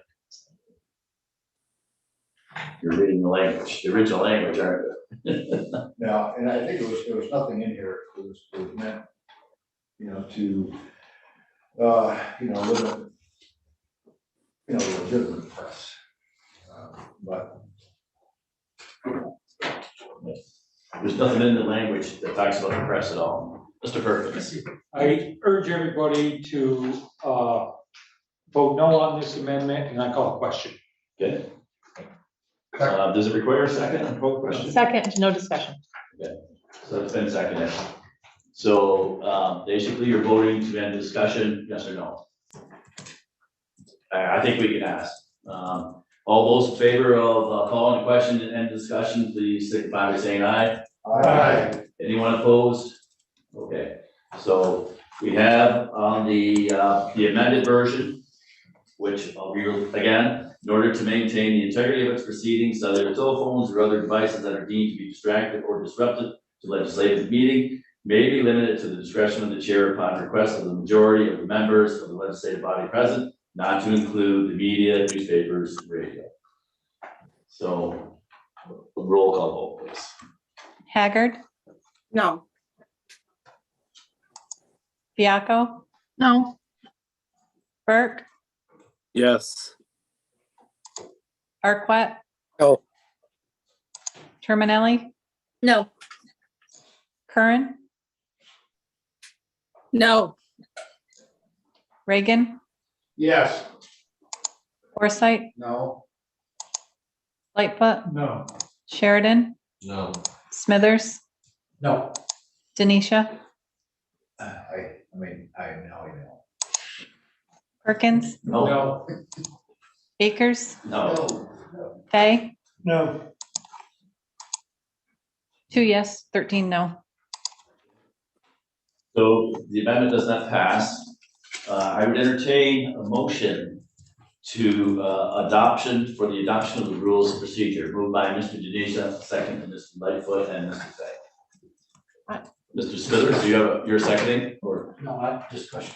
And we move into discussion. Mr. Smithers. I just want to follow up on legislator Denisha's point that it seems like, and well, I think certainly we need to value the possibility of citizen participation. It does seem to have gotten a little carried away and time extensive. Under Article 5, Section A, it says that it should be limited to 30 minutes, could be extended on the discretion of the chair. And I think that hasn't been exercised often enough, just my opinion. And for whatever reason, we seem to have tolerated a lot of input that does make it quite dramatic. And certainly we need to value the opinions of these people whose lives have been affected, but it's gotten way carried away, seems like too far to maintain the integrity of our proceedings. And so. Mr. Chairman. Mr. Sheridan. I think that was adhered to at our last meeting for that rule to go into place. And I do think we went over it by 30 minutes, if I'm correct. It was the first night, it was my discretion, but there were a lot of people here that wanted to talk. And and we did cut them short, but not to the degree that Mr. Spitters is talking about, right to the minute. So that being said, that's why that happened the last time. It's not like going on, that's the rule we made clear. No, at the beginning of the meeting. What you're saying, We've got the rules. so, Mr. Sheridan, what you're saying is that 30 minutes for public comment has always been in the rules of procedure. It always has been. And I thought we'd break them into the new rule with a little bit of flexibility. And that's exactly what happened. So anyone else on Mr. Arquette? Thank you, Mr. Chair. Procedurally, so there was, I think, 1 or 2 amendments that were voted on, and now has the main resolution been voted on and adopted? So the main resolution has been first and seconded. I'd like to Okay. speak to Okay, so I can't hear you with your mouth. Mr. Arquette speaking. So we're on discussion for the main already amended approved resolution. Yes. Okay, So so Mrs. I personally, feel this discussion was not necessary at all, because it's my belief, and I'm going to search through Robert's rules, but again, I think it's been said, but I believe that the chairman has a great deal of authority in this position, and it's a tough job. It's a tough job to decide how much we want to open ourselves up for comments from the general public, which I think we all want to hear from the general public, until we come to the point that it's non-productive or it's belligerent or otherwise, and then it becomes a difficult job to be the chairman. So I'm not sure how we moved into a lengthy discussion about this, but I think that ultimately how you move forward is at the discretion of the chair. And I think that if we need to reel this in because of recent onslaught of public involvement, that has to be at the discretion of the chair. And I think even if these amendments had failed or been supported, I believe that still that the chairman of the board is the one who allows an individual to continue to speak, or he's the one that cuts the conversation off because it doesn't fall within the realm of the rules, as we're moving forward. So just my 2 cents. Thank you, Mr. Arquette. Mrs. Haggard.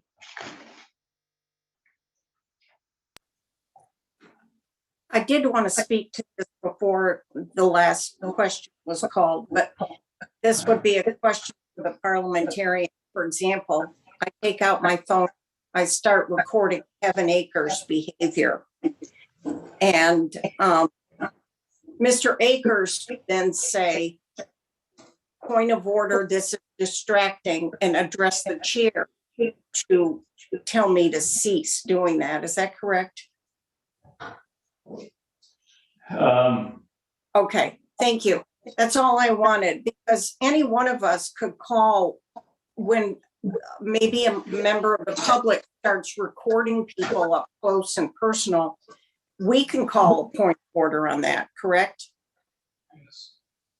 Yes, according to Mr. Button, there's language in the rules and procedures. I'm not sure which one. It's quite lengthy, it's 30-some pages. Mr. Button has assured us that there's mechanisms in there. I am just bringing this forward as the chairman. I've been asked to implement these. So actually contain our discussion to the resolution, the adoption of the rules of procedure. Mr. Forsyth. I'd like to recognize Ms. Doyle. Okay. So with regard to the updates, I wanted to make a couple of notes to you. We indicated in Article 5 that during times of limited attendance, citizen participation, we came up with during COVID an alternative way for submissions. So we wanted to clarify that in Article. That would be 5B. Yep, Article, these are all as presented to you this evening. Article 2 and Article 3, because these went out, they do not require an amendment. We lined up, much like you've seen for years, the order of business. Because there have been so many options, opportunities for a variety of means of attendance during states of emergency declared by the state that have been accompanied by means of attending electronically. We also wanted to include suspension of the rules just to notate where that will occur on the agenda if it needs to. And at many of the committee meetings this year, when we've had double committees, many hours have elapsed, and expression by numerous legislators indicated an interest in building the schedule for 2022 such that there are fewer double committee nights. So a few years back, I would say probably 2018, staff were directed to combine in the summer so that more Mondays were open for folks to travel and different things that happen, so they didn't have to miss meetings. But we have arranged the schedule. I just wanted to bring to your attention so that the only time you see a combined committee evening and it's only operations and services is when there is a holiday that prevents us from having one meeting every Monday. So I wanted to let you know we followed the direction that was expressed to us. That may or may not be the way you wish to proceed for 2022, but that was the direction we believe that we were given. That's the schedule in draft form that you have before you this evening. Is that everything? I believe it is. So let's vote on the adoption of the rules of procedure. All those in favor, signify by saying aye. Aye. Opposed? Motion carried. Thank you. Next up is resolution authorizing the chair to sign contracts. Moved by Mr. Denisha, seconded by Mr. Smithers. Discussion. This resolution provides an update to the current amounts that have been authorized in the adopted budget. What this resolution allows us the opportunity to do, many of them are multi-year. However, this provides the chair with the option at the beginning of 2022 to go ahead and sign those. The alternative means to accomplish this would be one resolution for each that you see here. These all still go through the county attorney's office for review and approval. Okay, any questions for Mrs. Doyle? Seeing none, all those in favor of the resolution signify by saying aye. Aye. Thank you. Passes. Opposed? Anybody opposed? No. Okay, the next resolution is amending resolution number 17-2021 for newspaper designation rotation schedule. Moved by Mr. Smithers, second by Mr. Perkins and Mr. Kerman. Okay, and Mr. Reagan. So this. Okay, all right. I would like to make an amendment. Okay, go ahead.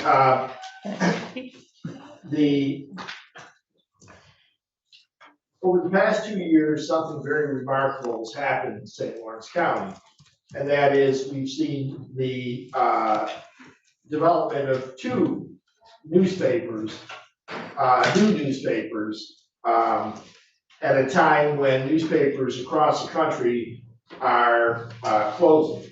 And I make reference to North Country This Week and the Ogdensburg Journal.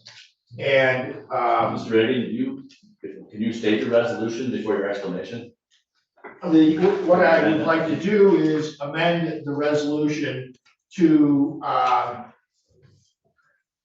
put the Ogdensburg Journal and the North Country This Week instead of where it says the Watertown Times.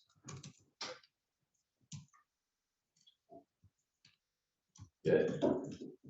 Is there a second? Second by Mr. Forsythe. Now, discussion? Thank you.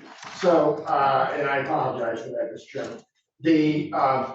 My point is that at a time when newspapers are closing around the country and where we're seeing more and more where the major source of communication is Facebook, Twitter, and other social media, I think I'm very pleased to see a resurgence in the newspapers and especially their commitment to covering local government and county government and helping to explain to the public in a more balanced manner what's going on.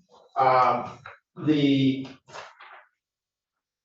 And I think we, as the county legislature, have a responsibility to nourish these efforts, because if we don't, if we don't support these efforts to rebuild the newspapers, the chances of having civil discussions in our communities grows less and less. Mark Twain once said that the sign of a good newspaper is a community talking to itself.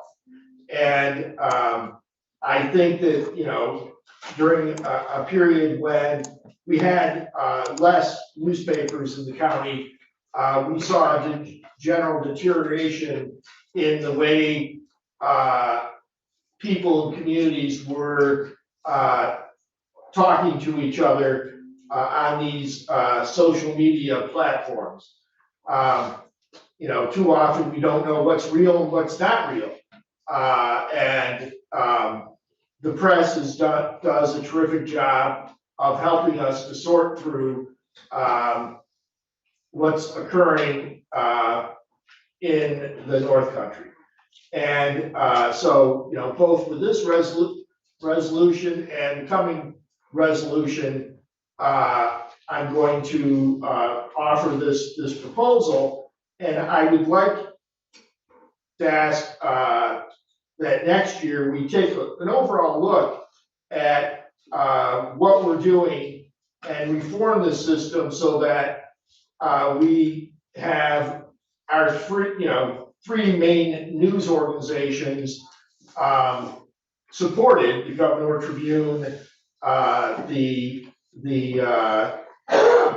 Journal and Courier Observer, and North Country This Week, so that all of our communities continue to have a way to sort through the affairs that are happening throughout the year.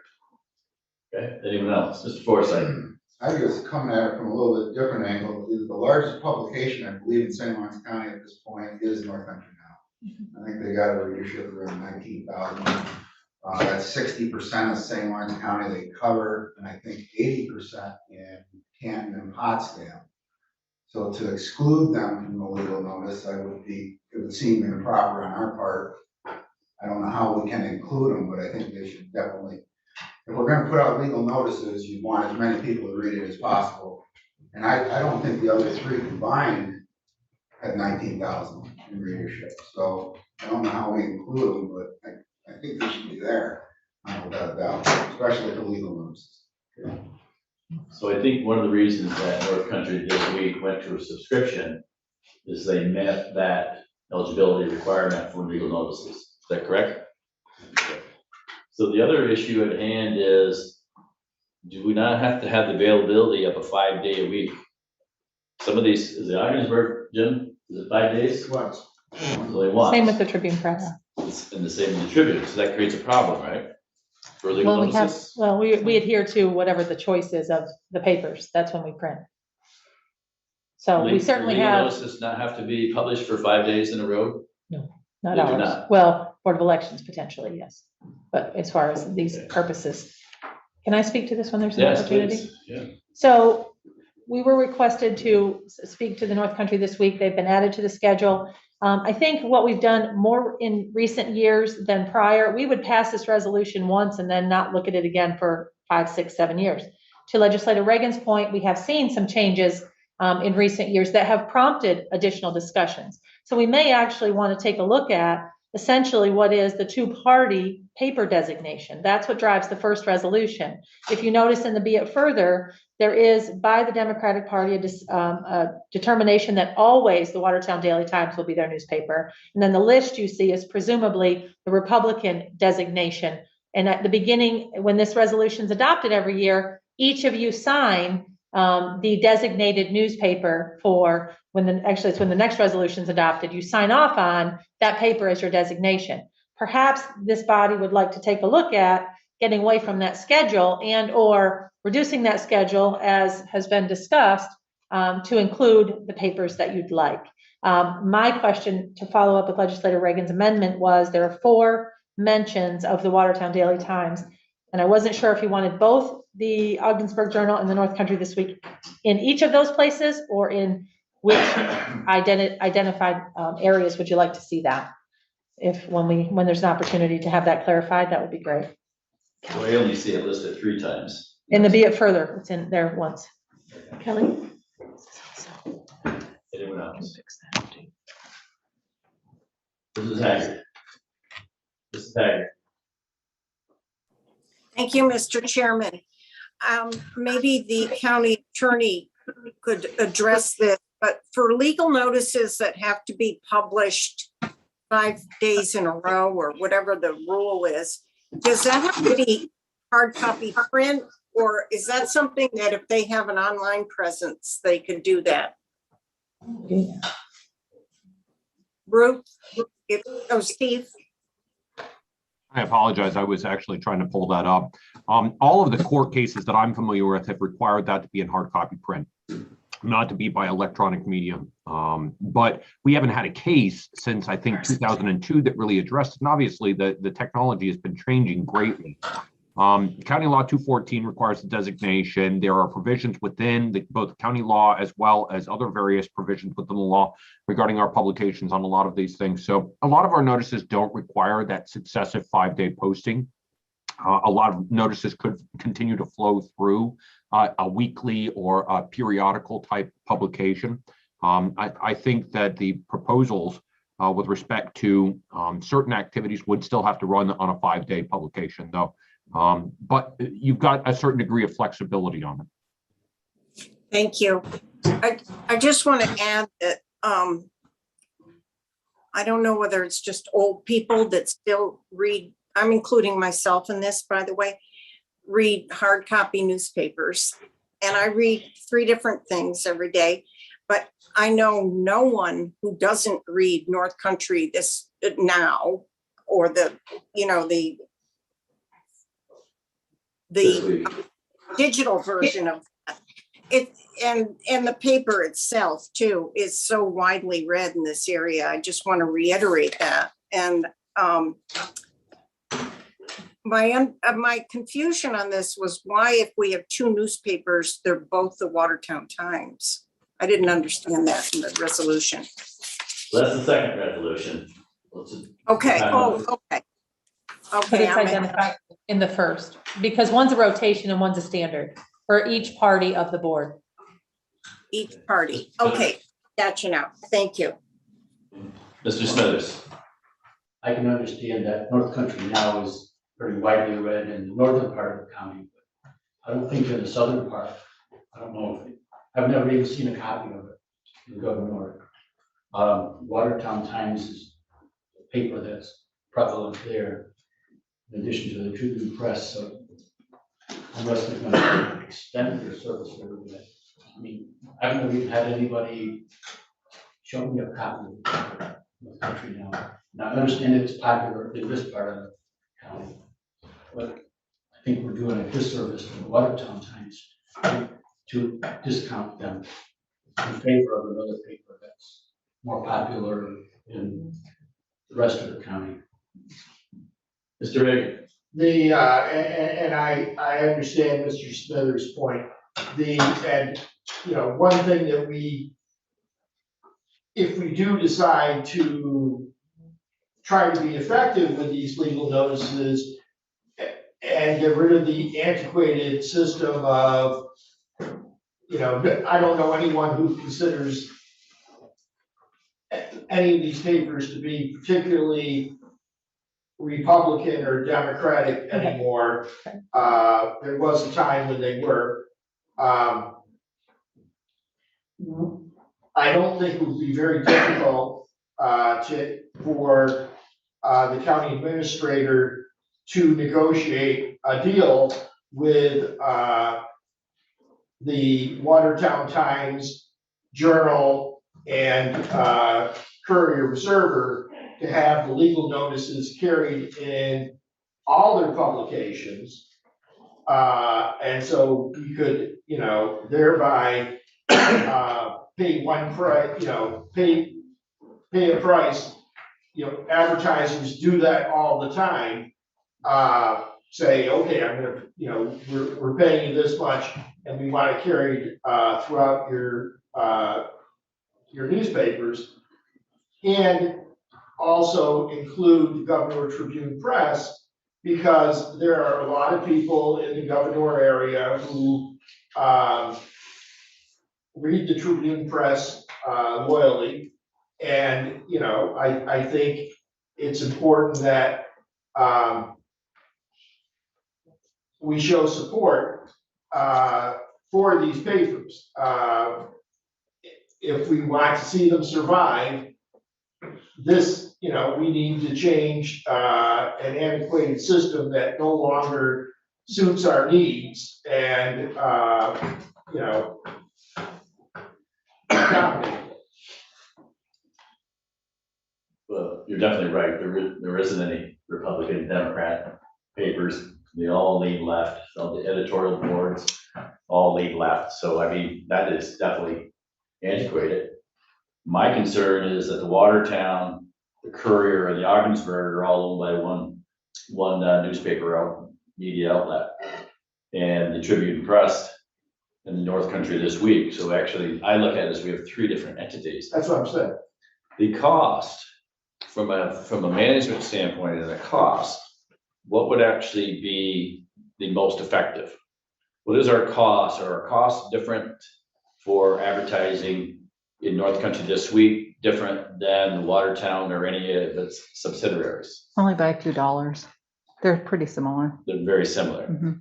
So what actually meets the best needs for what you have to do, Kelly, in providing legal notices? They all work for me. Whichever you decide is fine with me. Okay, so if you say, for example, if you put a legal notice in the Watertown, it would appear Tuesday through Sunday? Or what's the actual amount of time? Or would it just appear once, one day? It depends on what I'm posting. Sometimes I only have to post it for one day, and we do it in both official newspapers. Sometimes I have to post it twice, but it's never 5 days in a row for anything that I do, but other departments may. So the Board of Elections, They could, or bids, things of that nature. There would be multiple. And so when we advertise for positions, I see them in the Watertown. Do we advertise them in other places? We wouldn't be governed necessarily by having to produce it in both of these. It would be on our website. It would be, there's a lot of electronic means we use more than print. But I do believe they put it on North Country Now. They put it, they're not held up from printing in North Country Now or Watertown or any of them by this resolution. So when I see an advertisement in the Watertown Daily Times for a DSS commissioner, does it appear anyplace else? Wherever else we have asked for it to be printed. It is unrelated to this resolution. More confusion. Those aren't legal notices. Correct. Right, I know that, Jim. Yeah. Okay. So in your amendments, so what would appear in 2022 instead of the Watertown Daily Times, it would be two papers. It would be the Ogdensburg Journal and North Country This Week is what you're proposing? Yes. Any place in the Watertown. So in that particular instance, would that have additional cost?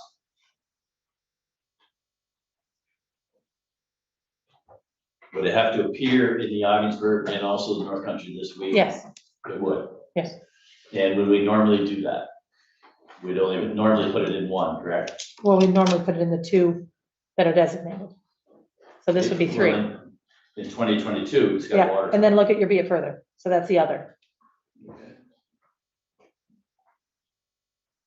Which is, in that Watertown. case, it would appear in the Watertown. Correct. The Watertown we have every year because that's the one official newspaper in the Be It Further. Yeah.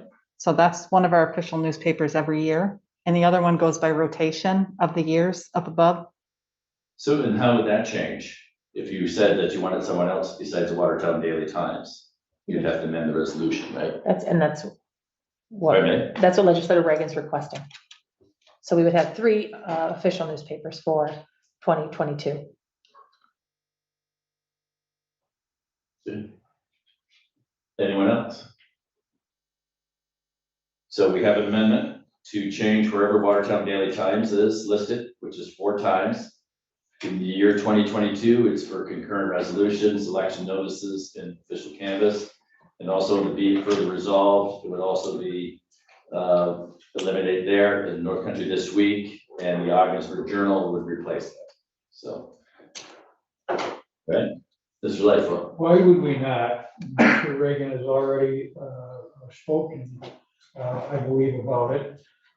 Is if we are going to advertise in the Watertown paper, to require them as a part of it to put it in the Ogdensburg Journal. Now, I don't know how much that's going to cost, or if we could, as Jim said, negotiate and make it known to them that we want it in both papers. You're not going to get the circulation and as much as I like the Ogdensburg Journal as a weekly. You're not going to get the circulation that you're going to get with the Watertown paper. It's just not going to happen, particularly in Governor. Nobody in Governor reads the Ogdensburg Journal. More read the Watertown paper and the Governor Tribune Press. I don't know now with what frequency the Tribune Press publishes, but I thought it was once a week. So you get 2 papers that are once a week. You got, actually you got 3 because North Country Now is a weekly newspaper too. And you got a almost every day printed edition of the Watertown paper. I would be against eliminating the Watertown paper.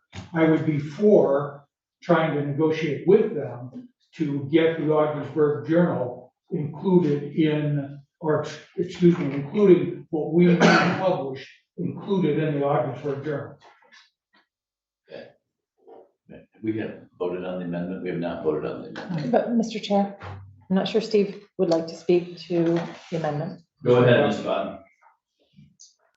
I apologize for posing this question, but as I understood the amendment was to remove any reference to the Watertown Daily Times and replace North Country Now or the Ogdensburg Journal in the place of those 4 reference points. 3 of those were found within the body of the resolution as I saw it for the year 2022. The 4th one, though, I see as being in the be it further resolved.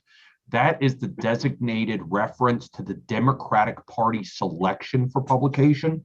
If you'll check the next resolution that's coming up right after this one, each party has the ability to designate a newspaper for its publications. These resolutions sort of run in tandem together. So the selection of the Watertown Daily Times and the be it further resolved portion is really the Democratic Party's designation, or the Democratic Caucus's members' designation as their official publication. I don't believe that this body, without the acquiescence of the members of the Democratic Caucus, can in fact change that be it further resolved from a Watertown Daily Times to some other paper. The top 3, though, I believe are easily remedied. If the Democratic Caucus decides to amend the be it further resolved to reflect a different paper than the Watertown Daily Times, that paper must also be reflected in its designation in the successor resolution as that party's official newspaper. Now, just so that you're clear, these designations are pursuant to County Law Section 214 Sub 2, which require that county bodies designate a paper to be able to publish your local laws, your legal notices. If you read County Law 214, County Law 214 Sub 2 specifically references that local laws must be published in most situations once a week for 2 successive weeks. North Country Now would meet that requirement because even with their periodical, they would be able to publish in that fashion. Now, what constitutes a newspaper? As a point of information, under the law, a newspaper is designated as a Class 2 publication, which sounds like it's really neat, but it's really not. It's something the United States Postal Service provides as a designation once it hits a circulation level and has a subscription service with that publication. I can tell you that North Country Now has in fact met that 2nd-class newspaper status. So I just wanted to get that out there so that you all have the information regarding that change within the be it further resolved. That is a Democratic Party or Democratic caucus, I should say, change. And if you make a change to that, you need to make a corresponding change to the second resolution that you'll see here soon, your successor resolution. Okay. So I would defer to Mr. Marquette for comments related to Mr. Button's last statement. I haven't had the opportunity to speak with the caucus on the designation, and some of this is new information for all of us. So, you know, I'm not exactly sure how to proceed with this, but if any of my colleagues in the Democratic side want to weigh into this, I would greatly appreciate it. Ms. Terminelli. Thank you. I didn't know I raised my hand, but I'll speak. I guess I was just thinking, you know, I don't really see a need to have a particular paper designated. I'm open to change it for the Democratic Party. I guess I'm wondering if we keep one paper designated, like the Republican designation is a rotation. And so we're seeing our legal notices are posted in multiple papers. If we keep the Watertown Daily Times as the official publication of the Democratic Party, then it seems counterproductive to kind of have it in the rotation for the Republican paper as well. And that brings us to the second resolution where the same paper is listed twice.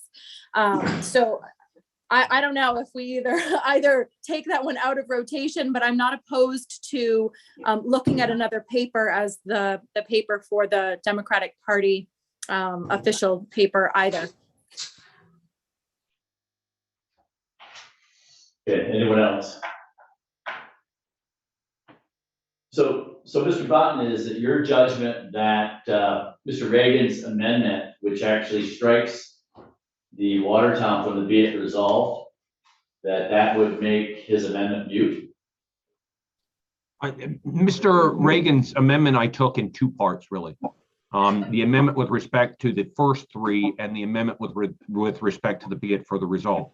The first three, as he proposed, are completely acceptable, and that could be changed very easily. It's the fourth Watertown Daily Times reference in the be it further resolved that becomes problematic, because that's not something the body individually changes. That's something the Democratic caucus must weigh in on. And if they acquiesce to the change, that's fine. But it was that fourth Watertown Daily Times in the be it further resolved that raised my attention. I accept Mr. Button's recommendation. So you withdraw your amendment from the be it resolved portion? I think what Mr. Button said is how we should incorporate it. And I concur. Okay. So I take that to mean that the be it further resolved that the Watertown Daily Times would remain. As well as the Ogdensburg Journal and North Country this week. In the first. Well, that would be in the 22 section, but not in the be it further resolved. Correct. What I'm saying is we run the ads in all three. Yes. Which gives us the 5-day capability. And allows the Democratic caucus to continue designate their choice. Correct. That's acceptable to one member of the Democratic caucus. Mr. Forsythe. Just a quick thing, the fourth whereas the amended schedule is requested to be 5 years to provide an opportunity, okay? So if it was 1 year, the way it is now, if North Country now, if they weren't included, it'd be 2026 before they're back up, correct? Were they this year? So that's where it gets skewed, we missed 5 years, you know? And they were designated this year. Yeah. And then they rotate through. In the rotation, they're gonna be 5 years out. Correct. Maybe if we did something with that, whereas we could just allow all three and just do it on an annual basis. I don't know. And that was my earlier point, Mr. Forsythe, was we seem to have more conversation. We used to do like a 10-year schedule. Right. Because it was pretty predictable. It's changing. And this would let you respond. Now, two of them Could be different. gone, Yes. You know, so maybe that's the where I was really looking at. whatever will work. So anyone else? Mr. Smithers? Okay, I'm confused. Because he said at first, legislator Reagan to replace Watertown Daily Times with Augsburg Journal and Journal. And then when he spoke just a minute ago, he said, put in all three. So I'm confused. Replace doesn't mean including in all three. Mr. Button said that we could not do replace the Watertown Times. So I just concurred with him. I don't see a problem. Mr. Lightfoot? Shouldn't we be hearing from the parties? The Democrats, this is who we want. Republicans, this is who we want. That's the way it should be handled if that's the case. Not here. We can vote on it, but. For my part, I'm not interested in expending county monies to 3 newspapers to accomplish the same thing in this rotation. For my part, there are 3 entities that are independent. It'd be the Tribune, it would be the Watertown Daily Times, which owns all these other papers in North Country This Week. And I think because North Country This Week is such a large circulation, it may not be in Governor, but it's available in Governor if you subscribe. Usually you can pick it up in your price chopper or wherever else. So I'm looking at county costs and actually county representation. Like I said before, the Watertown owns the Courier, owns the Ogdensburg, where the Tribune is individual. Watertown represents all those other papers in North Country This Week. And I think that we should be expending those funds on those 3 entities. And whether the Watertown paper can distribute their monies to their subsidiaries or whatever is their deal. How they want to split that revenue up. I understand wanting to support the Ogdensburg paper, but I'm not interested in running up the tab just to satisfy the needs of each of these publications. So my thing would be a rotation of the 3, the Tribune Press, Watertown, and North Country This Week. So I'm kind of lost parliamentary where we go from here. We vote on the amendment, I guess. Legislator Terminelli has your hand up too. Ms. Terminelli. Thank you. Just quickly, what is the timeline like on coming to a conclusion on this resolution? Good question. Is it year end? Typically, it's. Would allow us to. Could it be moved to January? Oh, so I'm just wondering if we could table it so that, and move it out just so that a couple of reasons. I understand that we do need to be fiscally responsible, but I also know that the purpose of these designations is to make sure that when we post legal notices, they're getting as widespread as possible across the county. And so everybody's very aware of them. So I think that we have a responsibility to also gather some data about our county and how far out where people are paying attention to this. And it would also give us an opportunity to speak with our caucuses. So Ms. Terminelli, are you making a motion to table? I sure am. 2, I'm making a motion to table to whatever would be the appropriate date to table it to. I don't know if that's the next meeting. January finance? Second, Mr. Chairman. The second, all right. Mr. Chairman, we would continue with the 2021 designations until such time as the board makes another determination. So we have a motion to table on the floor. It's been seconded. All those in favor? Wait, Mr. Button is waving his hand. Button, go ahead. I apologize. If you're going to table it, I would recommend that you table it to the full board meeting. Give you enough time until that time. This couldn't even been fully acted upon until that time anyways. No papers will have been harmed and no legal notices really will have been implicated during that time period, or at least we hope no legal notices would have been implicated between January 1st and January 3rd. So that's what I would recommend. Yeah, so I would like to make a recommendation that we table it to our full board meeting then. Second. So Mr. Lightfoot, is that what you're seconding? Yes, it is. Okay. So all those in favor of tabling, say aye. Aye. Opposed? No. Okay, 1 opposed. Okay. Our next one is amending resolution, or actually newspaper designation. Moved by Mr. Reagan. No, I wasn't moving it. So he's not moving it. Mr. Smithers moves. Is there a second? Ms. Curran and Mr. Arquette. Okay. Discussion on the resolution. I could speak to it. Mr. Doyle. This resolution, I would recommend if the board would oblige to be tabled as well, such that it relies on the earlier resolution to be enforced. Okay. Who did the second? Mr. Fay. Okay, and we're tabling it to full board? Yeah. Okay. Okay, all those in favor of tabling, say aye. Aye. Opposed? Motion carried. Okay. The next resolution is urging New York State to complete and settle the Enhanced Federal Medicaid Assistance Program known as EFMAP reconciliation from last year to compensate St. Lawrence County according to the federal requirements. Moved by Mr. Denisha, seconded by Ms. Curran. Mrs. Doyle. Thank you. This resolution provides you with the totals that we have waited a number of months, I believe since summer, to receive from the state.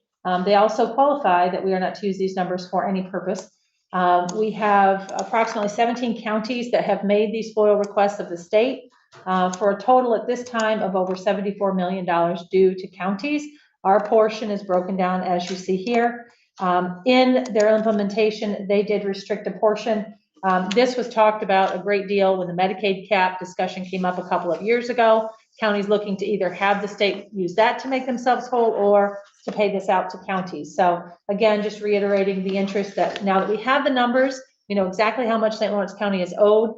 We would like to see those funds make their way to the county. Any discussion?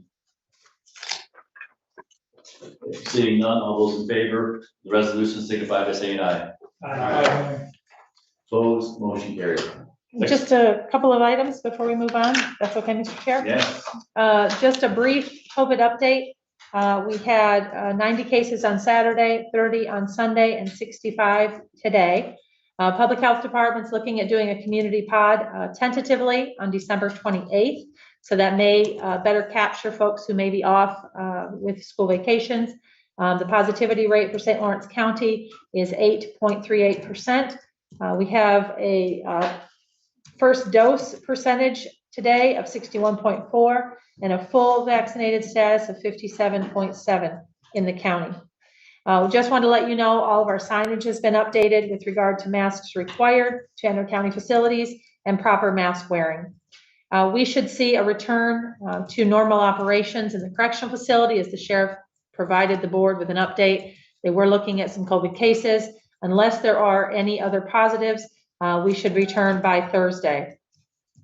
County offices this Thursday and Friday will be closed in recognition of the holidays. Next week, the county will be closed on Friday in recognition of the new year, and there is no meeting scheduled for next Monday. However, with the adoption of the resolution at the special board meeting, the organizational board meeting has been scheduled, and we will advertise that for January 3rd at 6 o'clock. Did want to mention, as we've talked about the legislative agenda, I would like during this break in committee meetings to schedule a Zoom work session with board members to go over items. A few have come up in different discussions because in January, the New York State legislative session begins on January 5th. There are dates the 10th through the 12th, 18th through the 20th, and 24th through the 26th. So I think that may work well with the board schedule to either have the discussion at the organizational board meeting or at committee that would provide the opportunity to have an agenda prepared to bring to our legislative reps in Albany. Also, just as an update on our earlier conversation with regard to the occupancy tax, there has been since 2017, which I will remind you is when we started sharing in occupancy tax with the chamber. So prior to that, it was either funded through the tribal state compact, it was funded through other revenue sources or county appropriations. So on average, 35,000, I believe, was the total above the amount as we talked about. So over the years, it's varied starting in 2017 from 143,000 to this year, their appropriation is 202,000. And the amount so it would have been in 2019, the amount they received was 42,000. So an average of about 35,000 of that arrangement of every dollar above budget on a 5-year rolling average is 75 to 25. So they have seen a decrease. We're looking like they'll see appropriations return in 2021. So I'll get you projections on that as well. Unless there's questions, that's all I have for now. Go ahead, Dave. Ruth, what is the total bed tax generated each year? I don't need that right now. Unless you- I can get that for you.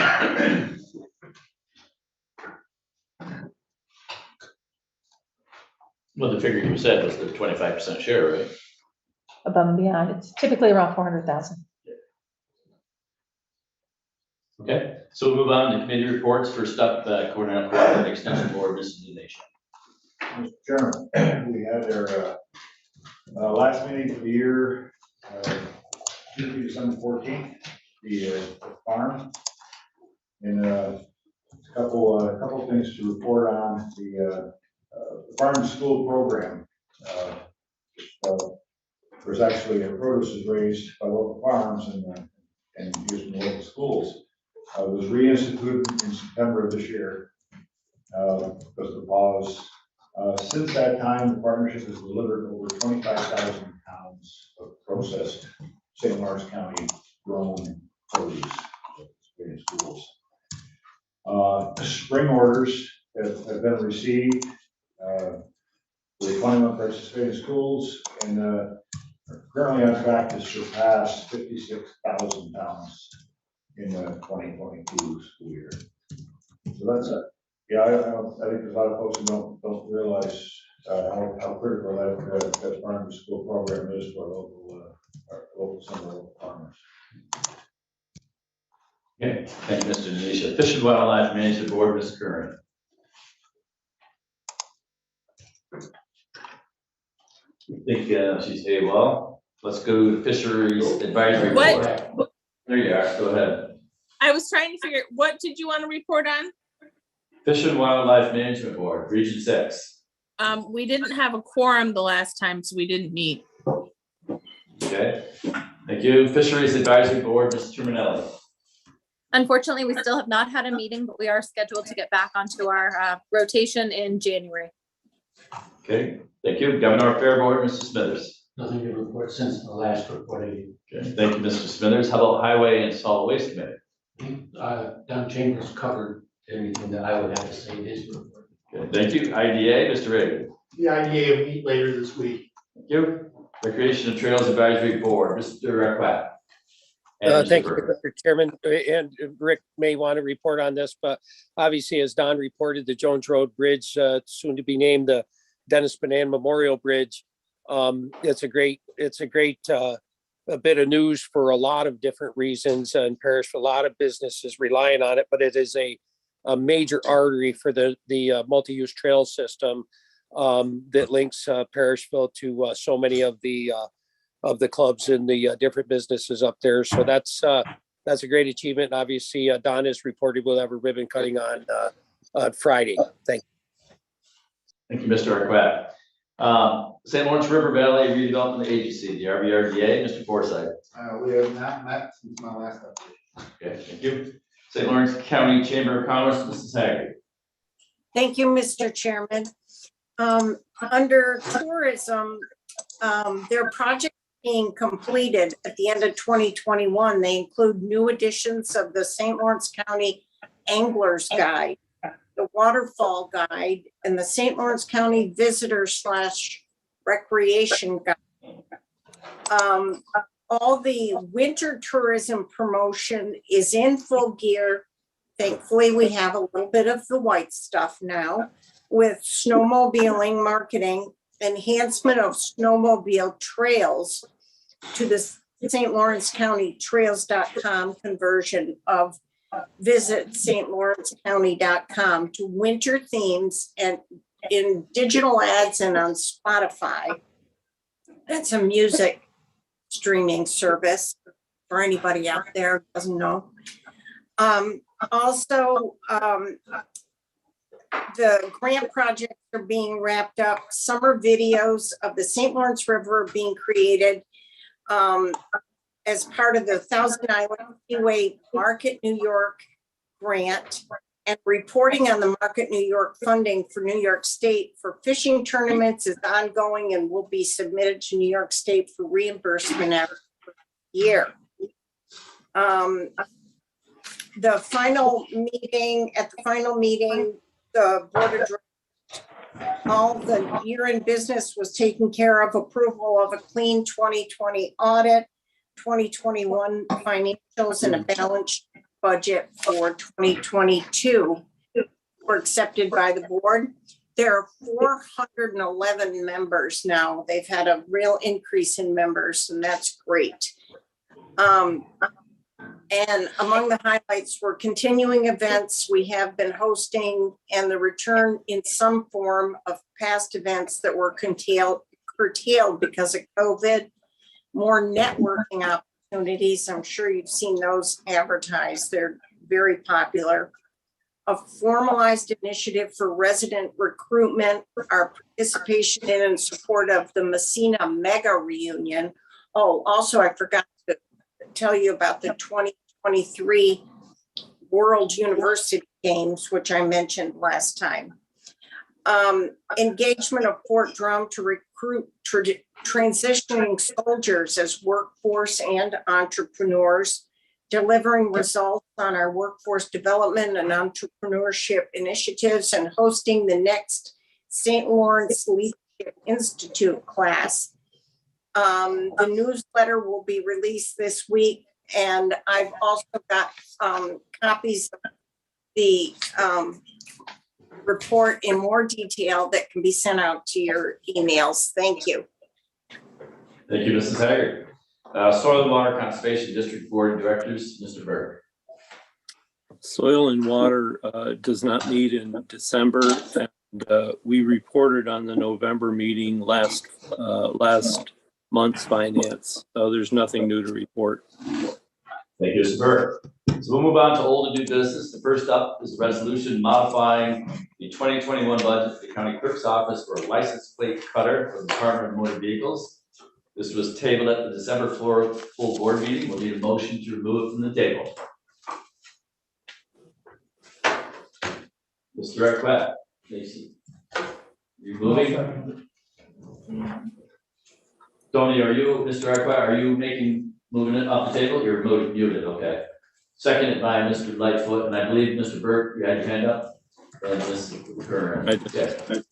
Okay, so it's off the table. Let's have some discussion. Who'd like to go first? Mr. Lightfoot. As I said at the last meeting, I go through a list of the reasoning for, at least my reasoning for not voting in favor of a specialized piece of equipment to cut up license plates. First off, there were no specs that came along with the resolution that would authorize spending $9,000 on a machine that shreds metal. The piece that I have done some research on and that I have sent out to all of the legislators shows a benchtop piece of equipment, manually operated, not electrical. Some of the shredders require 220 volts. Some of them actually require 3-phase power. It doesn't, the cutter that I am looking at does not cut a plate into multiple pieces. It cuts it in half. They can be cut 2 at a time. The average number of plates that the county clerk receives and are turned in during a month, according to her, are 20. So I think on the tape that I showed you, they can cut 2 of these plates at the same time. So that's 10 rotations of that arm to come down and cut 20 plates in the course of a month. There's no airborne particulate from the grinding or the cutting of these things. There is a significant reduction in the likelihood that anybody's going to get hurt by this. If you've used a paper cutter, you can use this. There are no jams that would have to be removed, no maintenance contracts required.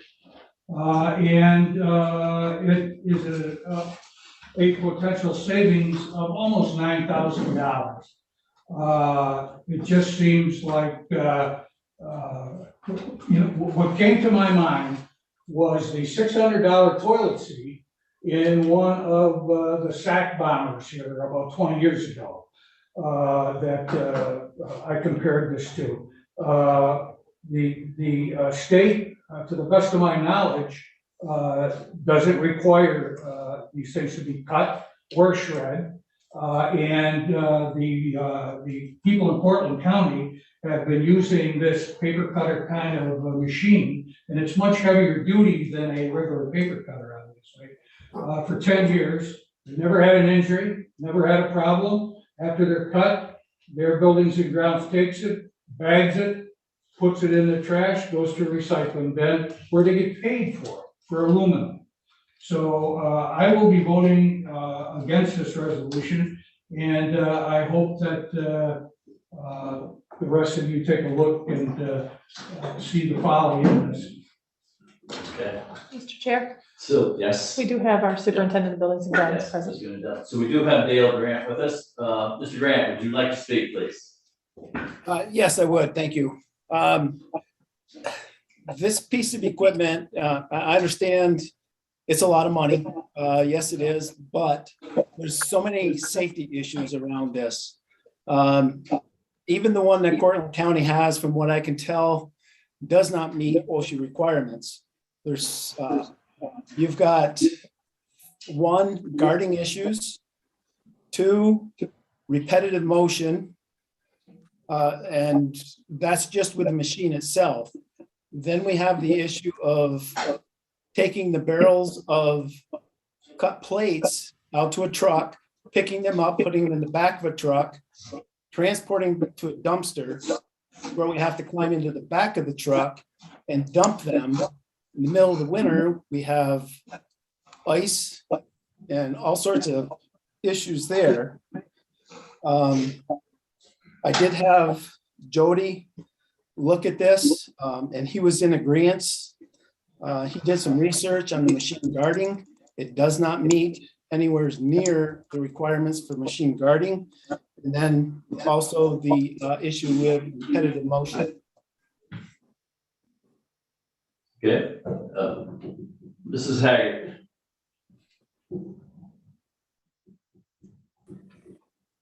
Thank you, Mr. Chair.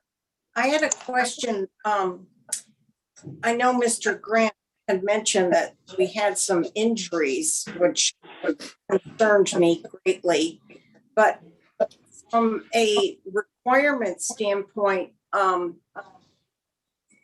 is it okay to cut them in half, or what does the state require that we do? Does it have to be in multiple pieces, or is in half okay?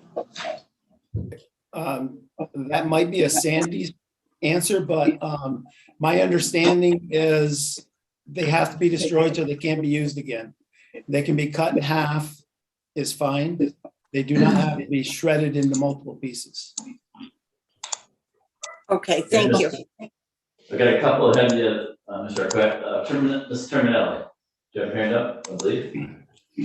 I did. I was just going to ask if anybody had spoken to either Ms. Santamore or anybody else in the county clerk's office that would be using this piece of equipment to see if it would be sufficient for the needs or if it would meet requirements. So I think Mr. Grant can answer that. Right now, you are charged with destroying those license plates, your department, correct? That is correct. My people use this machine on a daily basis. So, Mr. Arquette. But it just for, that created a new question. Dale, when you said that your group uses it daily, you're talking about the piece that legislator Lightfoot researched, or the piece that you're looking to have purchased? The existing shear that we have now, the cutter we have now, we use it daily. Right, The new okay, so, one- I'm sorry. I think the new one, we would be using it less. We could do a lot more plates at once. It's a lot more efficient. right. So I guess my comments were in and around, and Joe, I appreciate your research on that, over a 10-year period, no injuries. But I think we all know what a single compensable injury can cost us when we're self-insured. So I'm going to support. Sandy had a good pitch for the piece of equipment, Dale as well with the guarding, and just, the dangers of creating an injury there, as opposed to the expense. I think I'm definitely going to support the purchase of the equipment requested by our deputy or county clerk. Okay, Mr. Burke? Question for Dale, if I could. Dale, the process right now, will that change? I mean, motor vehicle, it sounds like they collect the plates and then they turn it over to your department for destroying. That process won't change, right? With whatever we do? Not essentially, no. There are some minor tweaks that we'd like to do to it to make it a little more efficient and a little more safer.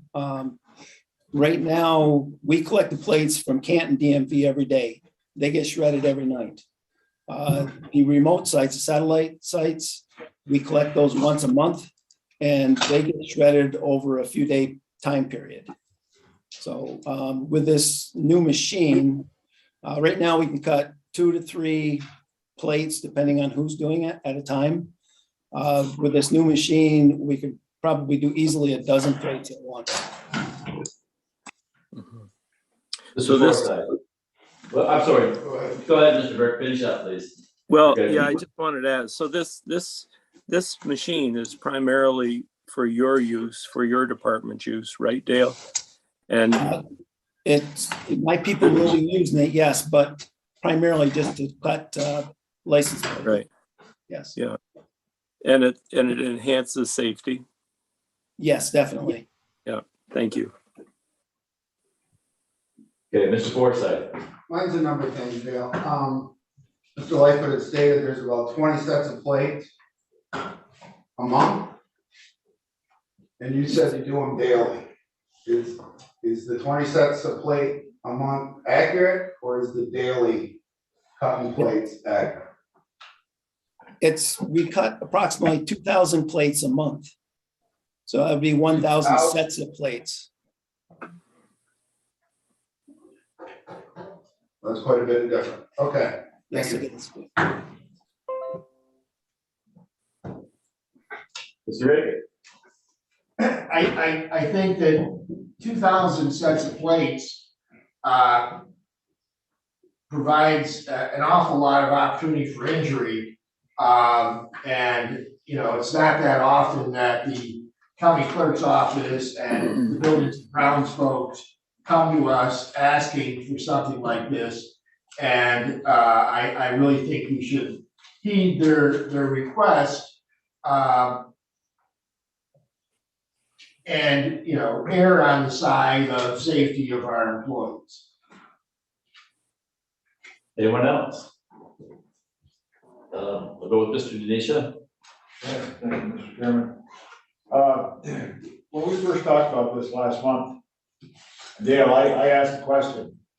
We were experiencing injuries with the current process. And you indicated, yes, that we were, we had some workers' comp issues. And, that was, that in itself was enough to make me believe that we needed to do something different. Now you're saying that you do, did you say 2,000 a month? That's correct. Okay.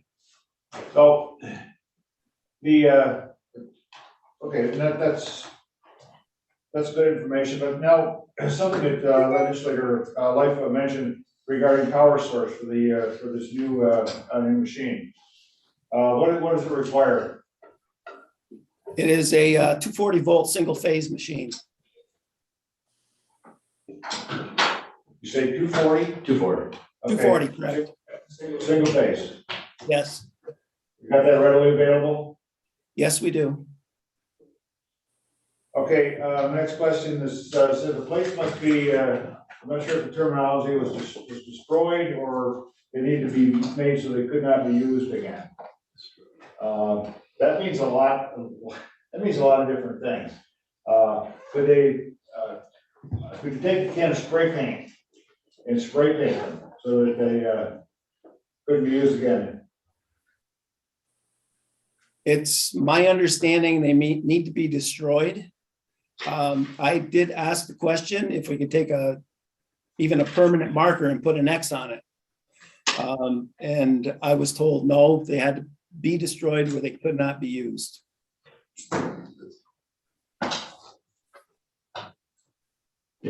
Okay, well, I guess, you know, there's I would never jeopardize, saving money over somebody's well-being. I wouldn't do it. But I still have some questions I think that need to be answered. You know, I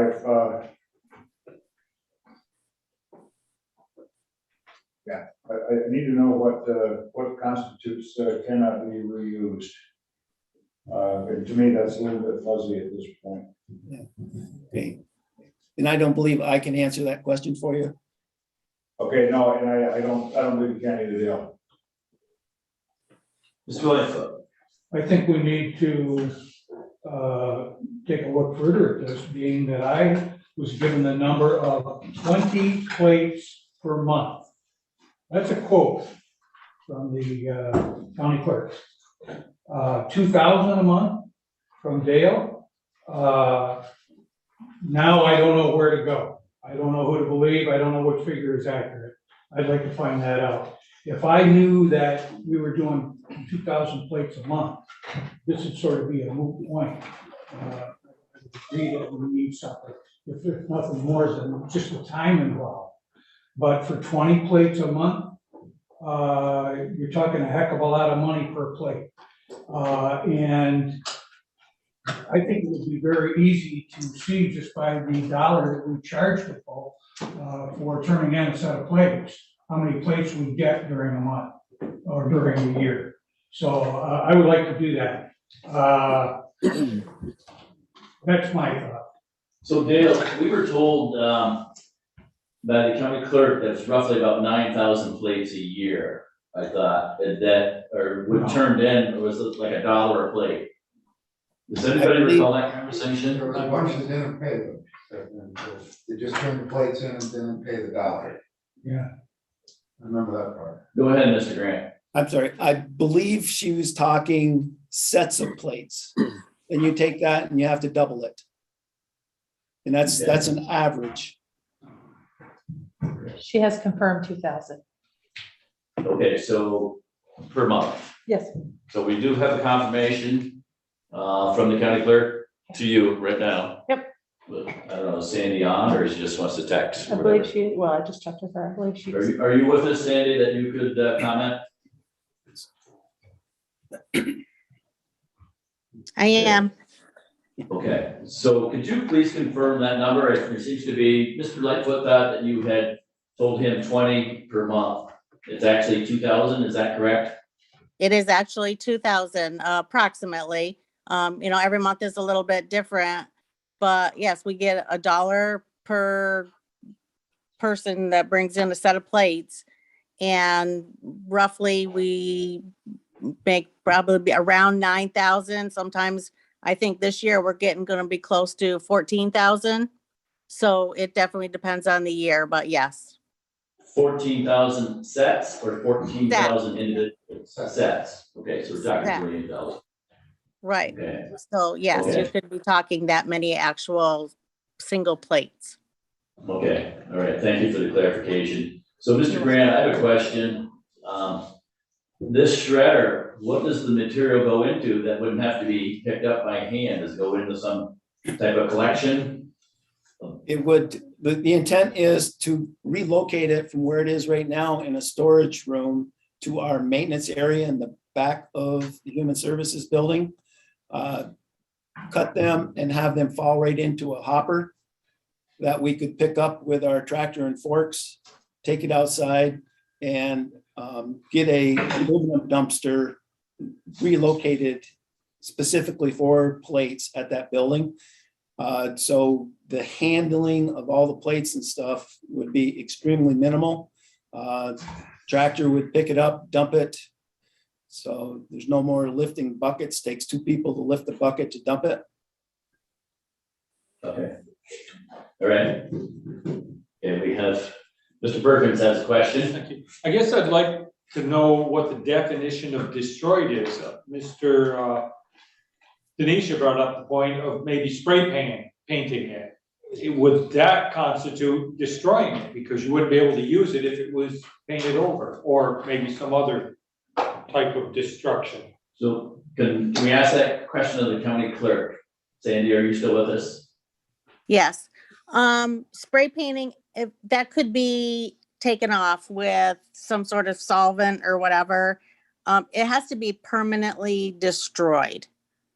So I guess you could say whatever your definition of permanently destroyed is, but if it was my plate, I wouldn't want somebody actually being able to take that, somehow get the paint off of it and still use it. I guess the state isn't clear about what they say is permanently destroyed, but almost every county clerk cuts them in some way. Okay, thank you, Sandy. Mr. Lightfoot. Were there any other pieces of equipment, Dale, that you looked at that would be competitive to the piece of, or the shredder that you got the quote on? I did a lot of research on this. There was some over in European countries, but unfortunately they did not meet our voltage power requirements. So, so they wouldn't work. This was the only one I came up with that was reasonably priced that would do what we needed to do. And I say reasonably priced. I was looking at some that were anywhere from $14,000 to $40,000 that were shredders that would actually shred everything up into little pieces. This was simple to use. And all the safety features are there. It meets all our safety requirements and our power requirements. Thank you. Okay, Mr. Denisha. One last time. After listening, and obviously things, there was a discrepancy in the number of plates, and it appears New York State's being intentionally vague on what destroyed means. But Dale said that he's researched it.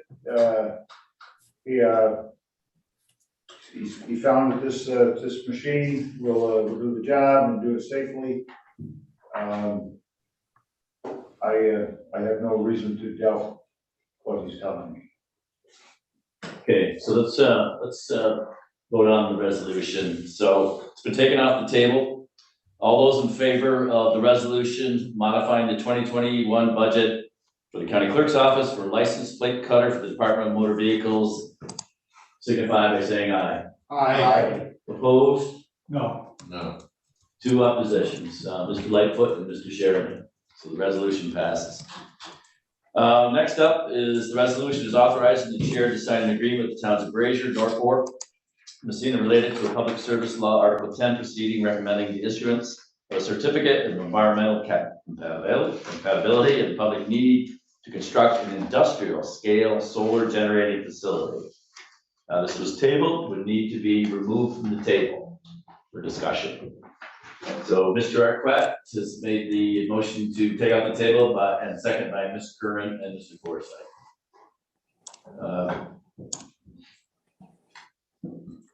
Who would like to speak to this? Mr. Arquette, go ahead, please.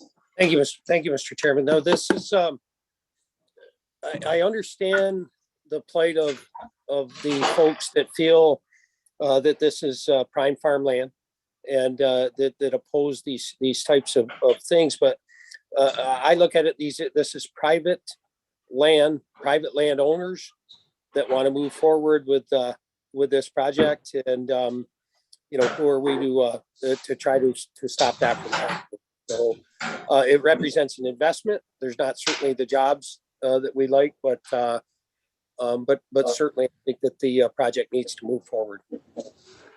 Okay, thank you, Mr. Arquette. We do have our county attorney on screen here. I know that the board's previous concern, I think, was there was a 25-page issuance by the Department of Environmental Conservation objecting to it, and I think we wanted to find out more information about that, and maybe Mr. Button can enlighten us.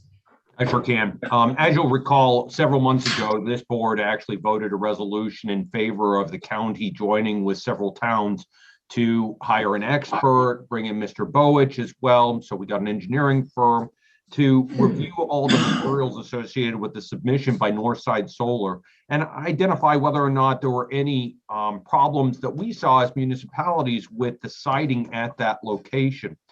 Our own engineering work was performed. Mr. Bowich was heavily involved. Obviously, the council for each of the municipalities was heavily involved. But at the conclusion of that process, our engineering firm, which was Barton and LaJudas, as well as Mr. Bowich and the various councils, were satisfied that at least with respect to the municipal's responsibilities or municipalities' responsibilities on this land, that they had met the requirements of the Article 10 process for siting at the location that they had designated.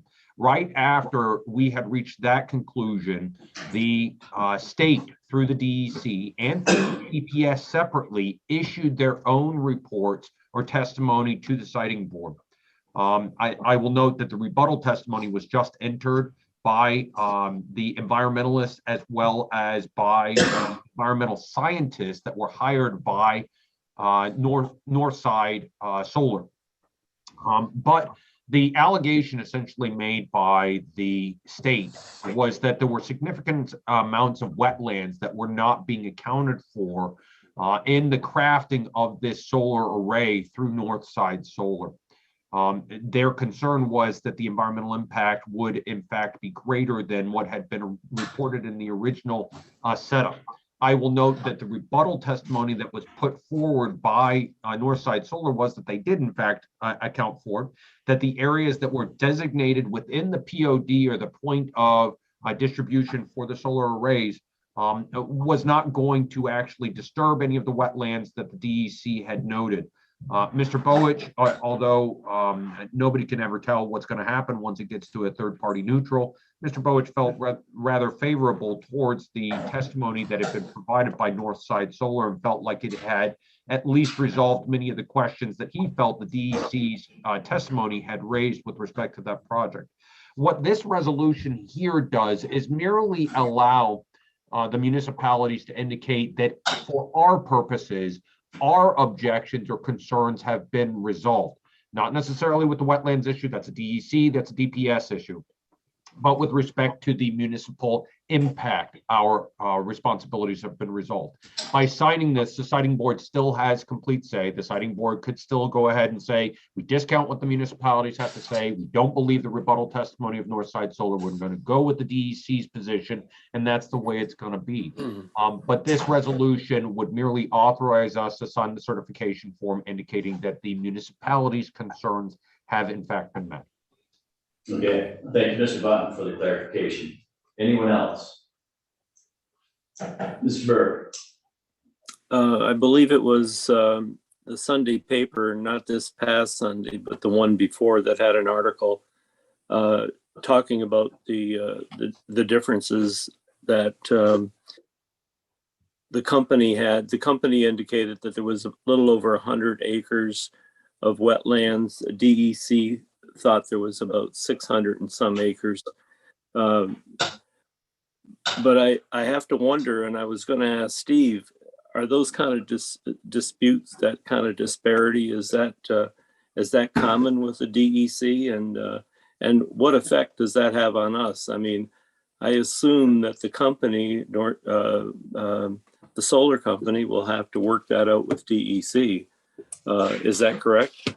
That's absolutely correct. That's a rather significant disparity between the numbers, being off by 500 or so acres with respect to the designation of wetlands. But I'd really like to send you a copy of the testimony that was presented by Northside, because they've got a really good explanation for why that disparity exists. They don't identify a lot of the area that the DEC does as impacted wetlands appropriate for this type of project. And the explanation they give actually is a very plausible and very logical explanation for why those areas wouldn't have been impacted by the placement of the arrays. If you'd like me to, I can forward it on to you tonight. Sure.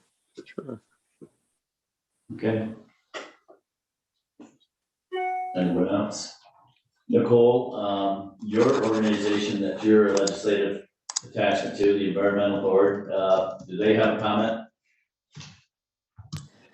We haven't gotten in depth about this particular project. I mean, definitely the farmable land is a concern in any of the solar projects that come forward in the county to the EMC. But this particular project has not been a highlight of our discussions. Okay, thank you.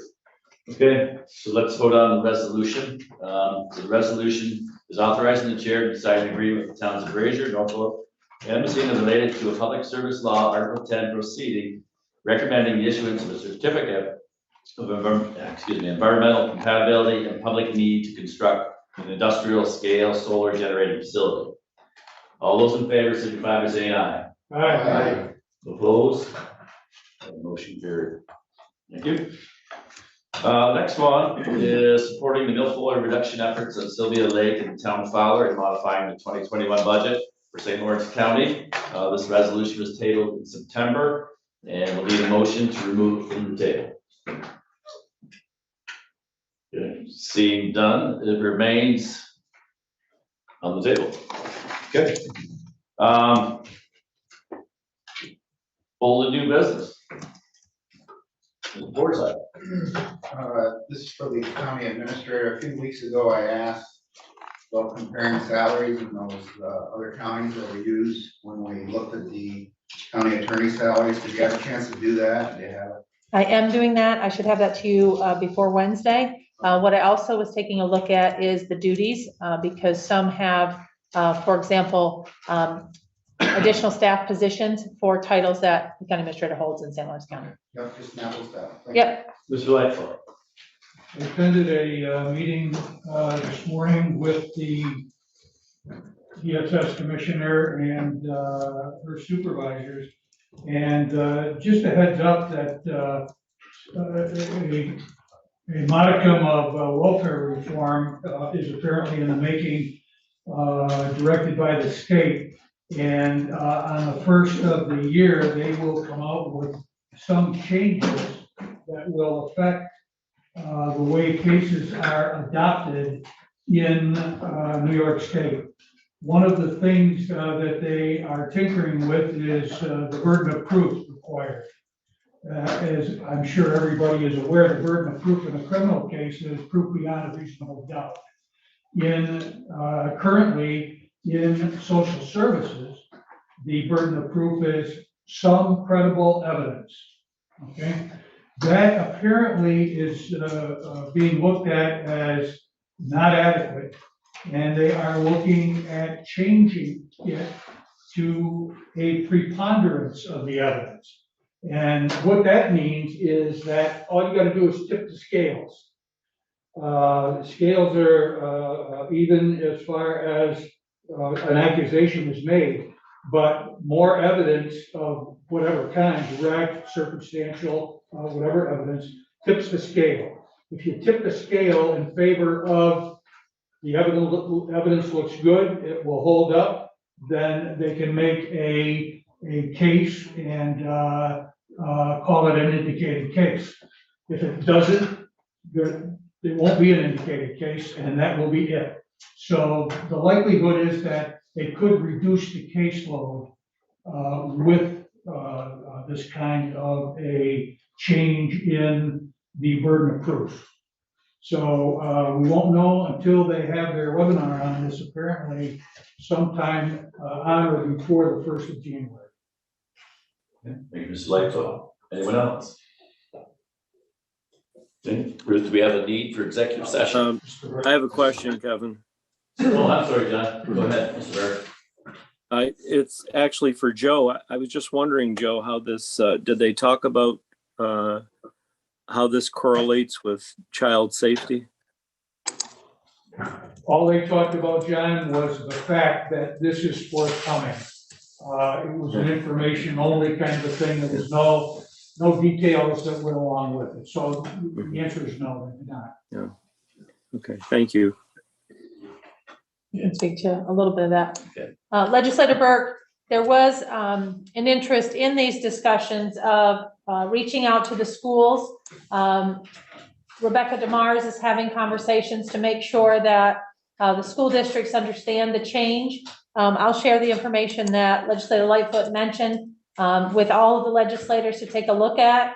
And certainly my interest was in making sure that not only are the school districts better educated, but also certainly in the reports that the board gets. What I believe you're referring to is because it will be more difficult, those caseloads will come down, but there will be more cases that are as they consider unfounded. And that would speak to the safety issue. Yeah. Okay. So executive session, Ruth, what categories do we have a need for We today? have a need to discuss negotiations, litigation, personnel. One moment, I'm not right on top of it. 2022, you'll have. There we go. The medical, financial, credit, or employment history of a particular person or corporation, or matters leading to the appointment, employment, promotion, demotion, discipline, suspension, dismissal, or removal of a particular person or corporation, and appointments. Okay. So before we go into executive session, I want to apologize to the public. Yeah, I think our legislative body has been affected by the first cold snap or the full moon. So we've been particularly erratic tonight. It's been a challenge. So who would like to go into executive session? Mr. Smithers, and seconded by Mr. Perkins. All those in favor, signify by saying aye. Aye. Opposed, okay. I'm moving on the line for the public.